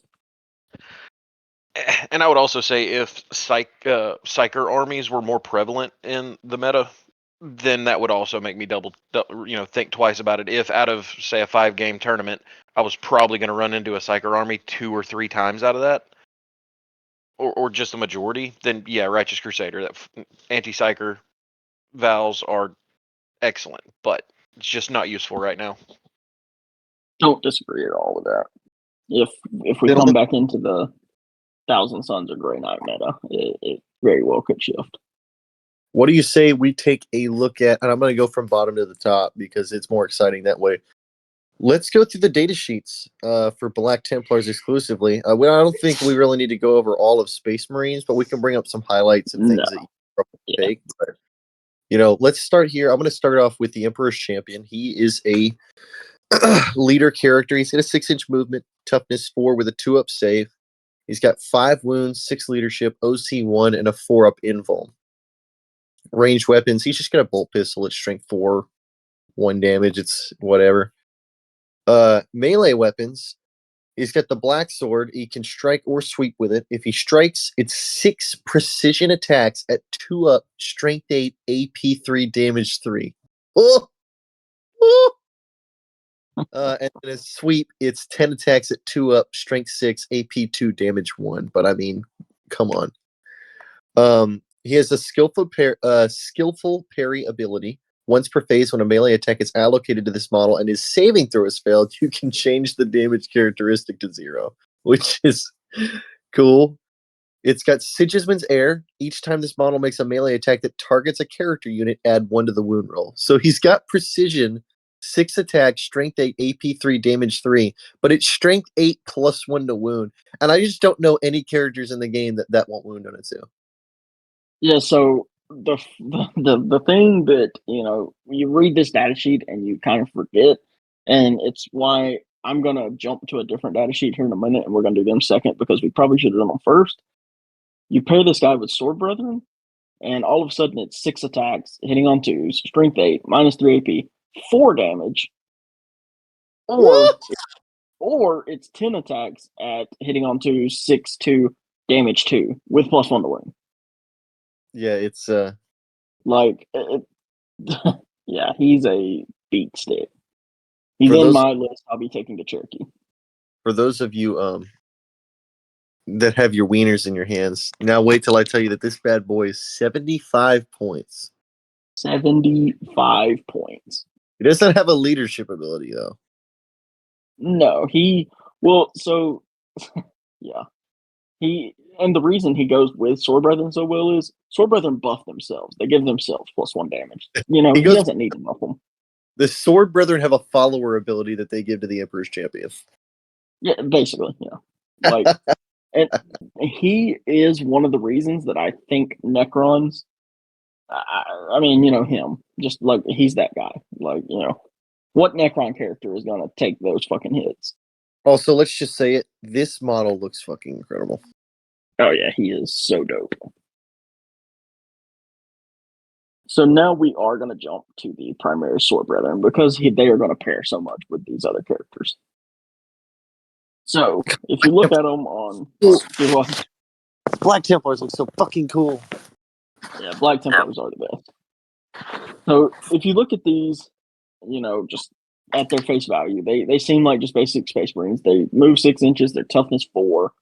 They have a 3-up save, no invuln. They are 3 wounds, leadership 6, OC 1. Meh.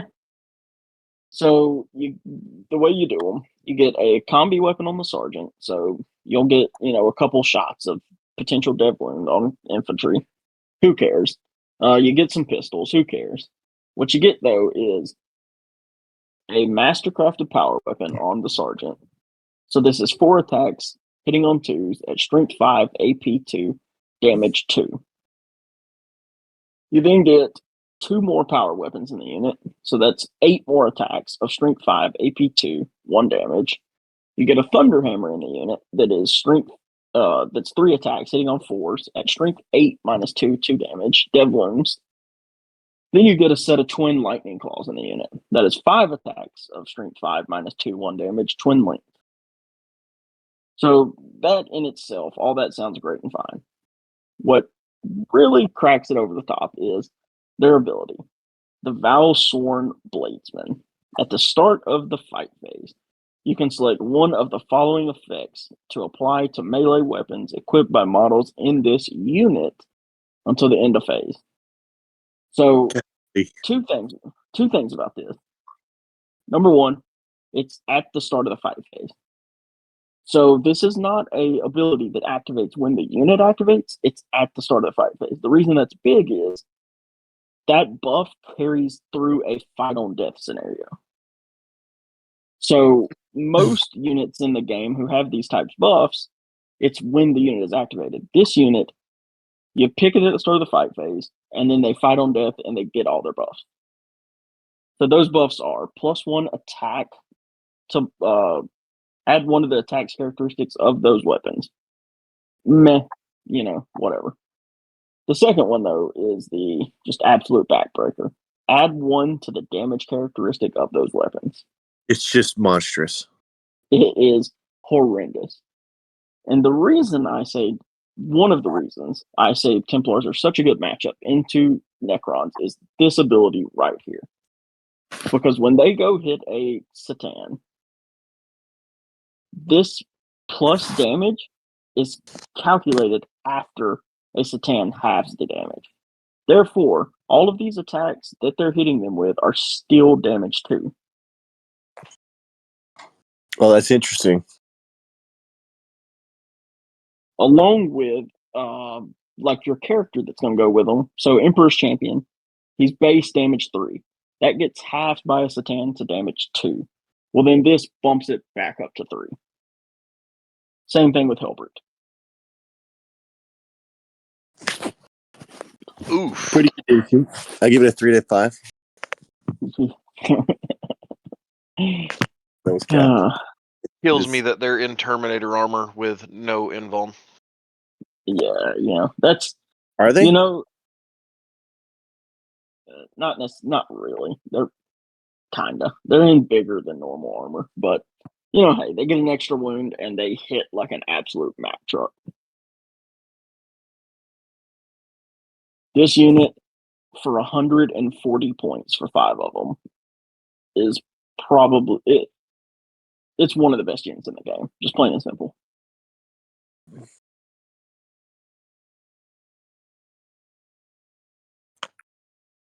Robbie, are you going to grab a data sheet? You're just going to stand here. Yeah, Robbie, why don't you cover your favorite character? Oh, will I? High Marshal Helbricht of the Black Templars, the man who stood 10 toes on the ground in front of Gilliman and said, "I guess I'll do what you ask." This man. We'll start out with range weapons, mid. Ferocity, 24-inch range, 2 attacks, hitting on 2s. Strength 5, -1, 2 damage. Anti-infantry 4+, devastating wounds. Yeah, okay. Pretty cool. Kills 2 Space Marines. For Yeah. sure. Oh, But then we get into his Sword of the High Marshals. One-handed, 12 attacks, hitting on 2s, strength 6, AP 3, 1 damage. Like Cody was saying, that gets good with Sword Brethren, but the 2-handed attack is where he shines. Because it's 6 attacks, hitting on 2s, strength 8, -3, 3 damage. It is a cleaver. He's so good. Also, I mean, tough 4, 2-up save, 4-up invuln with 5 wounds.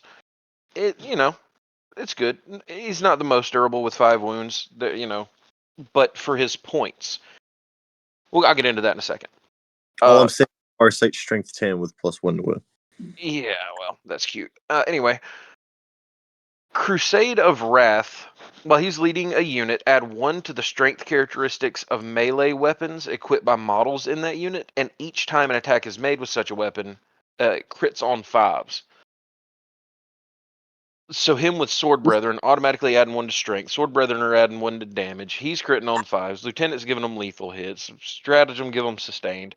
My God. Yeah, it takes Sword Brethren, because another thing Sword Brethren kind of lack is they are only, most of them, strength 5. This kind of takes them. Strength 6 is a fantastic breakpoint because there's a lot of toughness 5 out in the meta, and going to strength 6 with the access to +1 to wound, all of a sudden you're wounding crisis suits on 2s.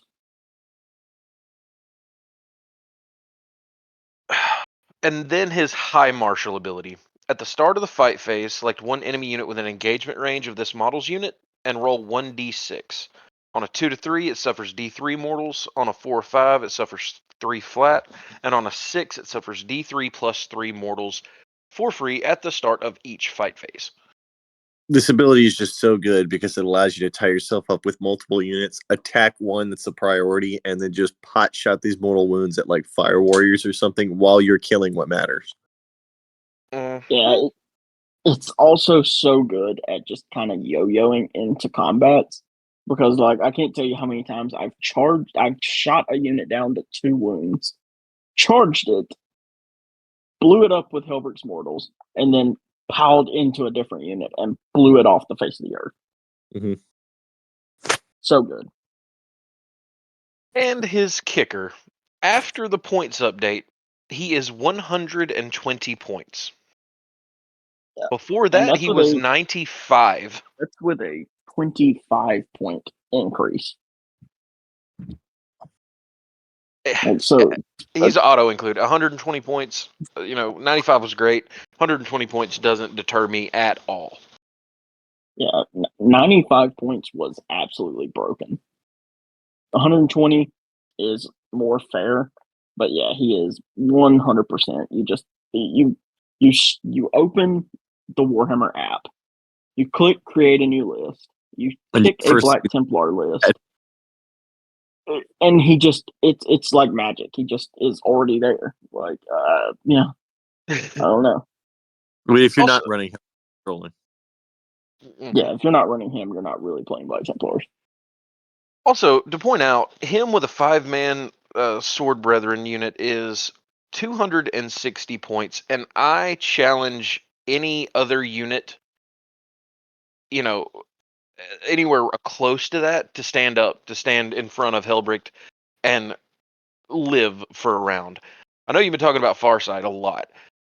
I would like to run that just for shiggles. Hellbrick charging into Farsight with 5 Sword Brethren. I still think he's picked up off the board. Whoever 100%. whoever charges the other person is going to kill the other guy, because either one of us would just immediately target the other person's character with the strat. And Farsight can kill Hellbrick in one activation, but Hellbrick can absolutely kill Farsight the same. Especially Here's the funny thing, with a though. fight on death, too. I was about to say, here's the funny thing. If you charge me, I'm fighting on death. Right, but you won't be able to like snipe Farsight on a fight on death. Nah, I'll just wipe the unit. Okay. Mhm. I am a fan of the data sheet of the regular Marshal. He has a 6-inch movement, toughness 4, 3 up save, 5 wounds, 6 up leadership, OC 1 and 4 up invul. He has a combi weapons, same as it was on everybody else. He has a plasma pistol, which is 1 shot, strength 7, AP 2, damage 1. He could supercharge it for damage 2 and AP 3, but whatever. He has a master crafted power weapon. It's 6 attacks at 2 up, strength 5, AP 2, damage 2. He has the Rites of Battle ability like a regular captain, so 1 unit, once per battle around, target him with a stratagem for 0 CP, even if it's already been used. But what I think makes this unit phenomenal is the Finest Hour ability. Once per battle at the start of the fight phase, which, yet again, it's the start of the fight phase, so even works in fight back. This model can use this ability. If it does, add 3 to his attacks characteristics of melee weapons, and his melee weapons have Devastating Wounds ability. Which, for some reason, I thought that was for the whole unit. I thought he gave the whole unit Devastating Wounds. No, it's just him. It feels like a unit. So if he did that and you ran him with Crusader Squad with chain swords, that would be insanity. I swear to God, I thought he gave Devastating Wounds to his unit. So Once per game. I'm gonna break him down for a second. So he's on paper, like you said, 6 attacks at strength 5, AP 2, 2 damage. So what you do, you put Honor Vehement on him. In the Assault Doctrine, that gives him 8 attacks at strength 7, AP 2, 2 damage. He's then with Sword Brethren, so it becomes damage 3. You then go Super Saiyan, and he gets plus 3. Do I? It's 11 attacks at 2 up. It's 11 attacks, hitting on 2s, strength 7. Oh, and by the way, he gets Honor the Chapter for free because, it's a battle tactic. So he's 11 attacks, hitting on 2, strength 7, AP 3, 3 damage, dev wounds with lance. He will split a tank in half for a modest 95 points. Yeah, no, he's only 80 points. He's 80, but the enhancement's 15. And it's another one of those weird things. When you build this list, it's just already there when you open the app. It's just, there's a Marshal. There's a Marshal. He has Honor Vehement. Move on with your day. Fucking love this guy.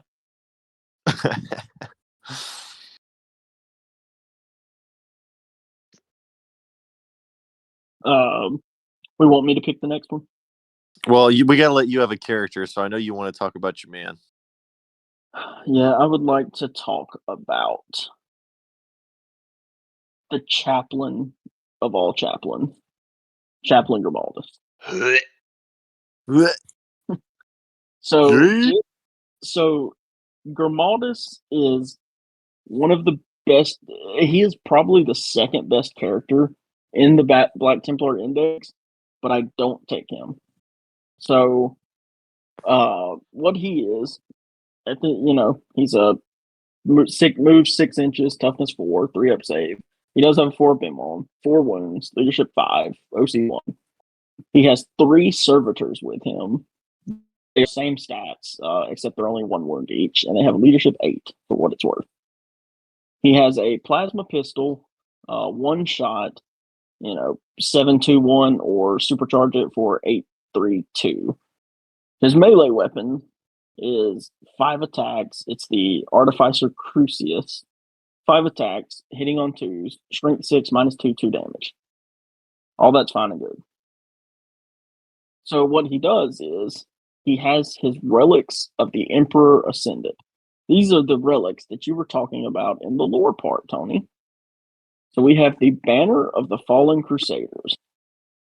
It gives this unit is eligible to declare a charge in a turn in which it advanced or fell back. The second one is Remnant of the Fallen Temple. Models in this unit have the Feel No Pain 5+ ability.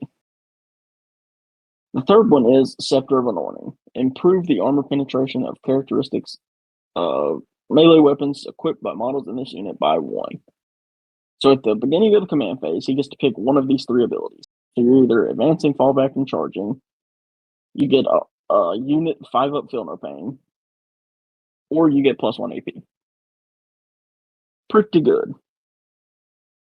He himself has a 5+ Feel No Pain, and he has another ability besides his relics. It's called Litanies of the Devout. While Chaplain Grimaldus is leading a unit, each time a model in that unit makes a melee attack, you can re-roll the hit roll. So whatever unit he's leading, 4 rolls to hit.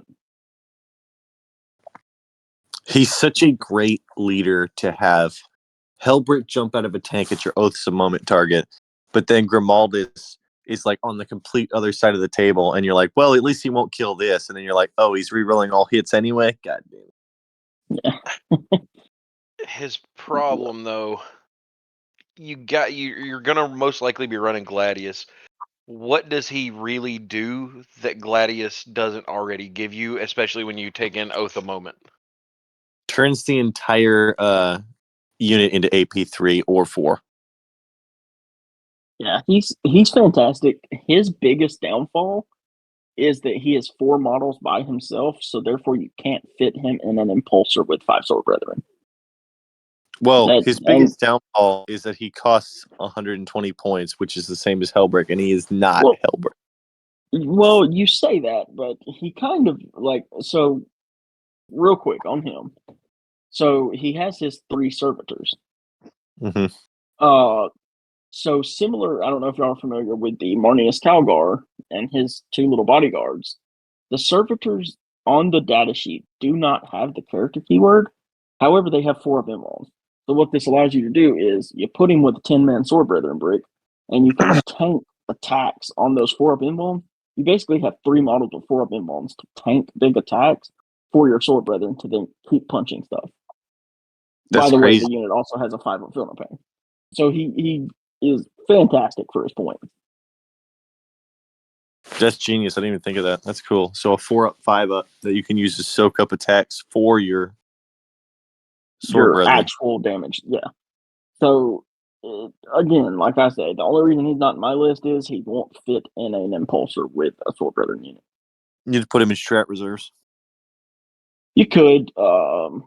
It just, it just doesn't really fit with the rest of the list. But I would love to fit him into a list. I personally think he's best in the Righteous Crusader detachment, but Robbie, you got somebody you want to talk about? Well, I was looking we haven't covered the Castellan yet, right? No, we got to go over the Crusader squads as well. So I'd like to touch on the Castellan real quick. Let's see here.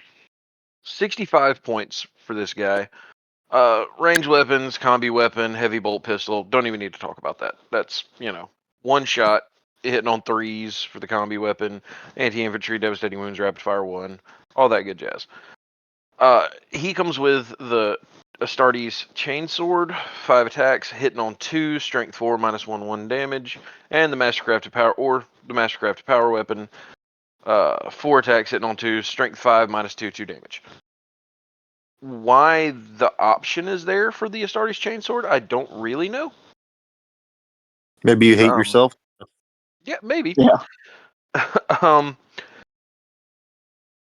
He kind of does what he says on the tin. His tactical precision ability, he gives models in the unit lethal hits. And it just says weapons equipped by models in the unit, not necessarily just melee. And target priority, this model's unit is eligible to shoot and declare a charge a turn at which it fell back. So that's in Gladius, that would be tactical, right? Yep. Yep. So he can give them tactical without having to use adaptive strategy, without having to be under the tactical doctrine. It's solid. It's solid, especially for 65 points. And don't forget to keep your bolt pistols lethal hits. Oh yeah, gotta look out for them bolt pistols, man. I don't typically run him. I don't know. I don't have as much with him. Well, so real quick for people who are unfamiliar, Castellan is literally just a Black Templar specific lieutenant. It's the same data sheet. You get a little bit less weapon options and whatnot. Same exact data sheet, same exact points. That's what he is. They have the same exact abilities. He is literally just a Black Templar specific lieutenant. Same thing with the Marshal. The Marshal is literally just a Black Templar specific captain. And if you actually look in their keywords, Castellan has the lieutenant keyword as Marshal has the captain keyword. Which makes sense in like the hierarchy of things, because like inside Black Templars, it's Neophytes, Initiates, Sword Brethren, and then Castellans below Marshals. So it makes sense. I mean, first points, if you needed a character to lead a unit. Yep. I generally just prefer to take a regular lieutenant because you can give a regular lieutenant a 4 pinball and you cannot give this guy one. So, going on to Crusader squads. They can have Sword Brothers, Sword Brother Initiates, and Neophytes. The Sword Brothers are 6-inch movement, toughness 4, 3-up save, 2 wounds, 6-up leadership, and OC 2. The Neophytes are the same, but they have a 4-up save. They can take Astartes shotguns, which are 2 shots with assault, 3-up, 4-0-1. They've got bolt pistols, bolt guns, combi weapons. They actually have flamers, but it's strength 4-0-1. They got the ability to take grab cannon with 3 shots, 4-up, strength 6, AP 1, damage 3. But as the heavy keyword and the MP 2-up keyword. The grab gun is 2 shots, 3-up, strength 5, AP 1, damage 2. That also has AP 2-up. The grab pistol is 1 shot at 3-up, strength 5, AP 1, damage 2. It is the anti-AP 2-up and pistol. They have a hand flamer, a Norse rubber pistol torrent, strength 3, AP 0, damage 1. It's a heavy bolter, which is 3 shots, 4-up, strength 5, AP 1, damage 2. This is things one of the heavy word. They have a heavy flamer, which is a 12-inch D6 flamer, strength 5, AP 1, damage 1, Norse torrent. They have an Inferno pistol. It's 6 inches, 1 shot at 3-up, strength 8, AP 4, damage D3 with Melta 2. So at 3 inches, it's D3 plus 2. They have a last cannon, which is 1 shot, 4-up, strength 12, AP 3, damage D6 plus 1. And the heavy word, they have a Melta gun. It's 12 inches. I'm not making this up. This is the work here option. This is the regular right? Not the podcast. Yes, this is the regular one. Melta gun is 3-up, strength 9, AP 4, damage D6 with Melta 2. They can take a missile launcher, which is 48 inches, D6 shots at 4-up, strength 4-0-1, blast heavy. The crack grenade is 1 shot at 4-up, strength 9, AP 2, damage D6 heavy. The multi-melta is an 18-inch range, 2 attacks at 4-up, strength 9, AP 4, damage D6 with heavy and melta 2. They can take a plasma cannon, which is 36 inches at D3 attacks, 4-up, strength 7, AP 2, damage 1, blast and heavy. They can supercharge it to get strength 8, AP 3, damage 2.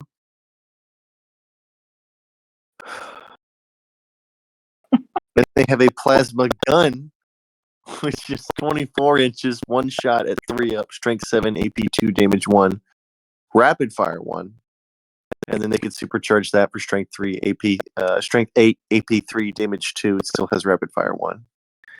They can take a plasma pistol, which is 12 inches. One shot at 3 up, strength 7, AP 2, damage 1. Or they can supercharge it for strength 8, AP 3, damage 2. They have a Storm Bolter, which is 24-inch range, 2 attacks at 4 up, 4, 0, 1, and rapid fire 2. Now, onto the melee weapons. Hey, Tony, you cut out there. Could you repeat that, please? Shut the fuck up. Yeah, Tony, I think something happened with the stream. I need you to run through that one more time. No, kiss my ass. I would rather die. I would rather die. There's some people that joined this and were just wondering what the hell I was doing. They've got the regular close combat weapons, combat knives. They've got power fists, Astartes chain swords, thunder hammers, and twin lightning claws. So just the stuff that the other guys can take. Their righteous zeal ability allows them to reroll advanced and charge rolls made for the unit, and that's all that they've got on them. It's 75 points for a 5-man, 150 points for a 10-man, 135 points if you take a 5-man with 5 neophytes, and then 270 points if you take 10 and 10.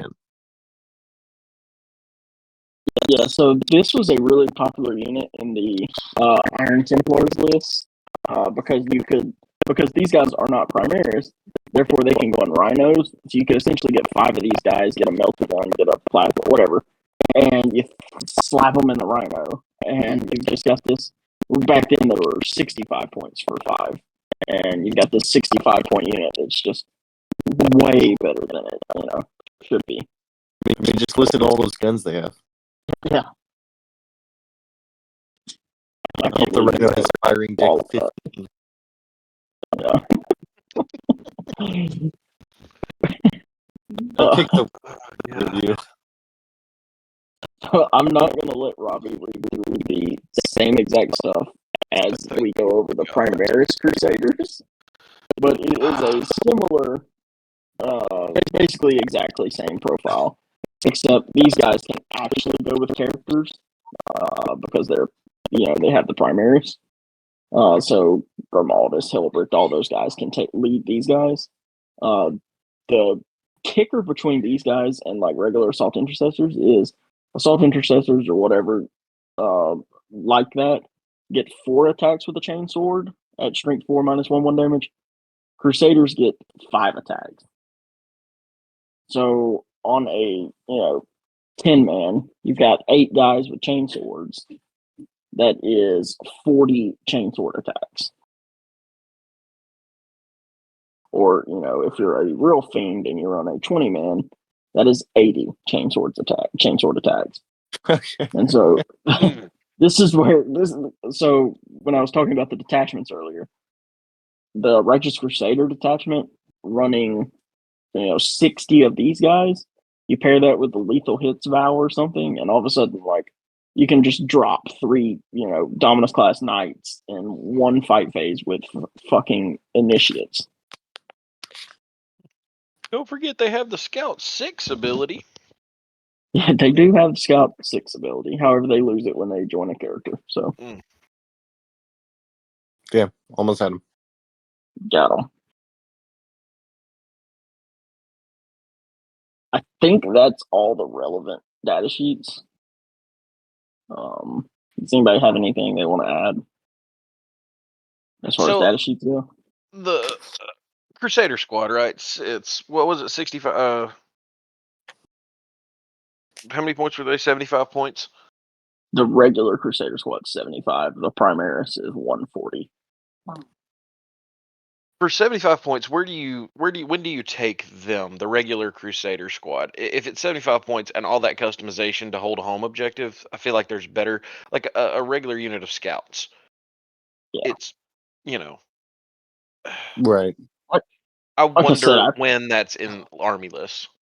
Well, I played a Iron Templars list that had 5 rhinos full of 5-mans of these guys, and they just got out, and all of a sudden I'm getting shot by fucking 10 melta guns from just random 65-point units, and I was like, what are these fuckers? And it was so annoying.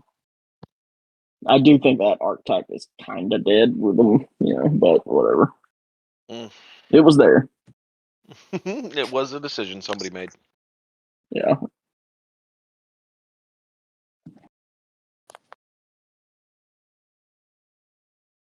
So we sent for So- Hellbrick, right? 100%.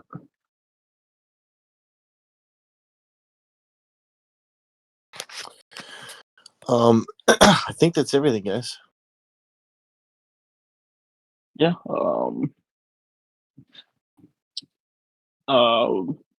Yeah, like I said, we covered the three main builds, those being for anybody that's joined late. The Righteous Crusader detachment, you just fill it full of bodies and you go kill stuff. 60 sword, 60 Crusaders, blah, blah, blah. And just you choke the board. Then you've got your Iron Templars with the tanks and dreadnoughts, and then you've got the Gladius, where you've got just sword brethren and impulsors coming out and punching people in the face. And we learned that if I eat a fruit roll up, it sounds like sucking dick, but it is what it is. I don't think we learned that. I think we knew that. Oh, well, fair It enough. just demonstrated. Just demonstrated on live. Yeah.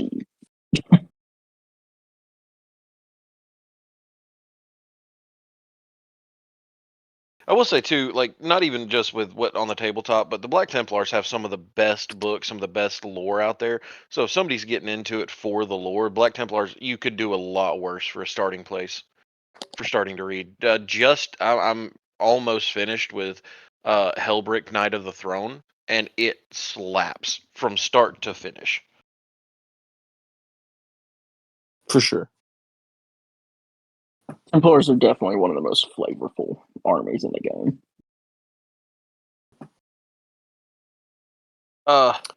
Before we end, y'all okay with so Sigismund, the progenitor pretty much of this, the whole thing, are y'all all aware of his last words? No. So he fought Abaddon like head on, while Abaddon had all four Chaos Gods looking at him, and Abaddon was in his sad boy phase where he was pretty much like, "I really, I hate that I'm having to fight you." Well, Sigismund was all mad and knew that he had to leave himself open to get an attack in. Ran him through with the black sword, and then Abaddon used the talons of Horus to cut him in half. And Sigismund's last words to Abaddon, after Abaddon was essentially like, "What? Why? Well, you had to do it. I had to." He said, and I quote, "You will die as your weakling father died, soulless, honorless, weeping, ashamed." Damn. Yeah, it goes hard, don't it? And then the That's what top half almost- of his body fell off the bottom half. That's what I'm gonna say to Farsight tomorrow. Hell Yeah, yeah. cap. I'm never putting Farsight on the table. I'd rather let him die in reserves than die by your hand. Uh, Well, it sounds like that's about it, guys. Thank you, everybody, for watching. Follow the stream for more content. Follow the Discord. Follow the YouTube for all the episodes uploaded in their entirety if you missed any. And thank you guys for watching, as always.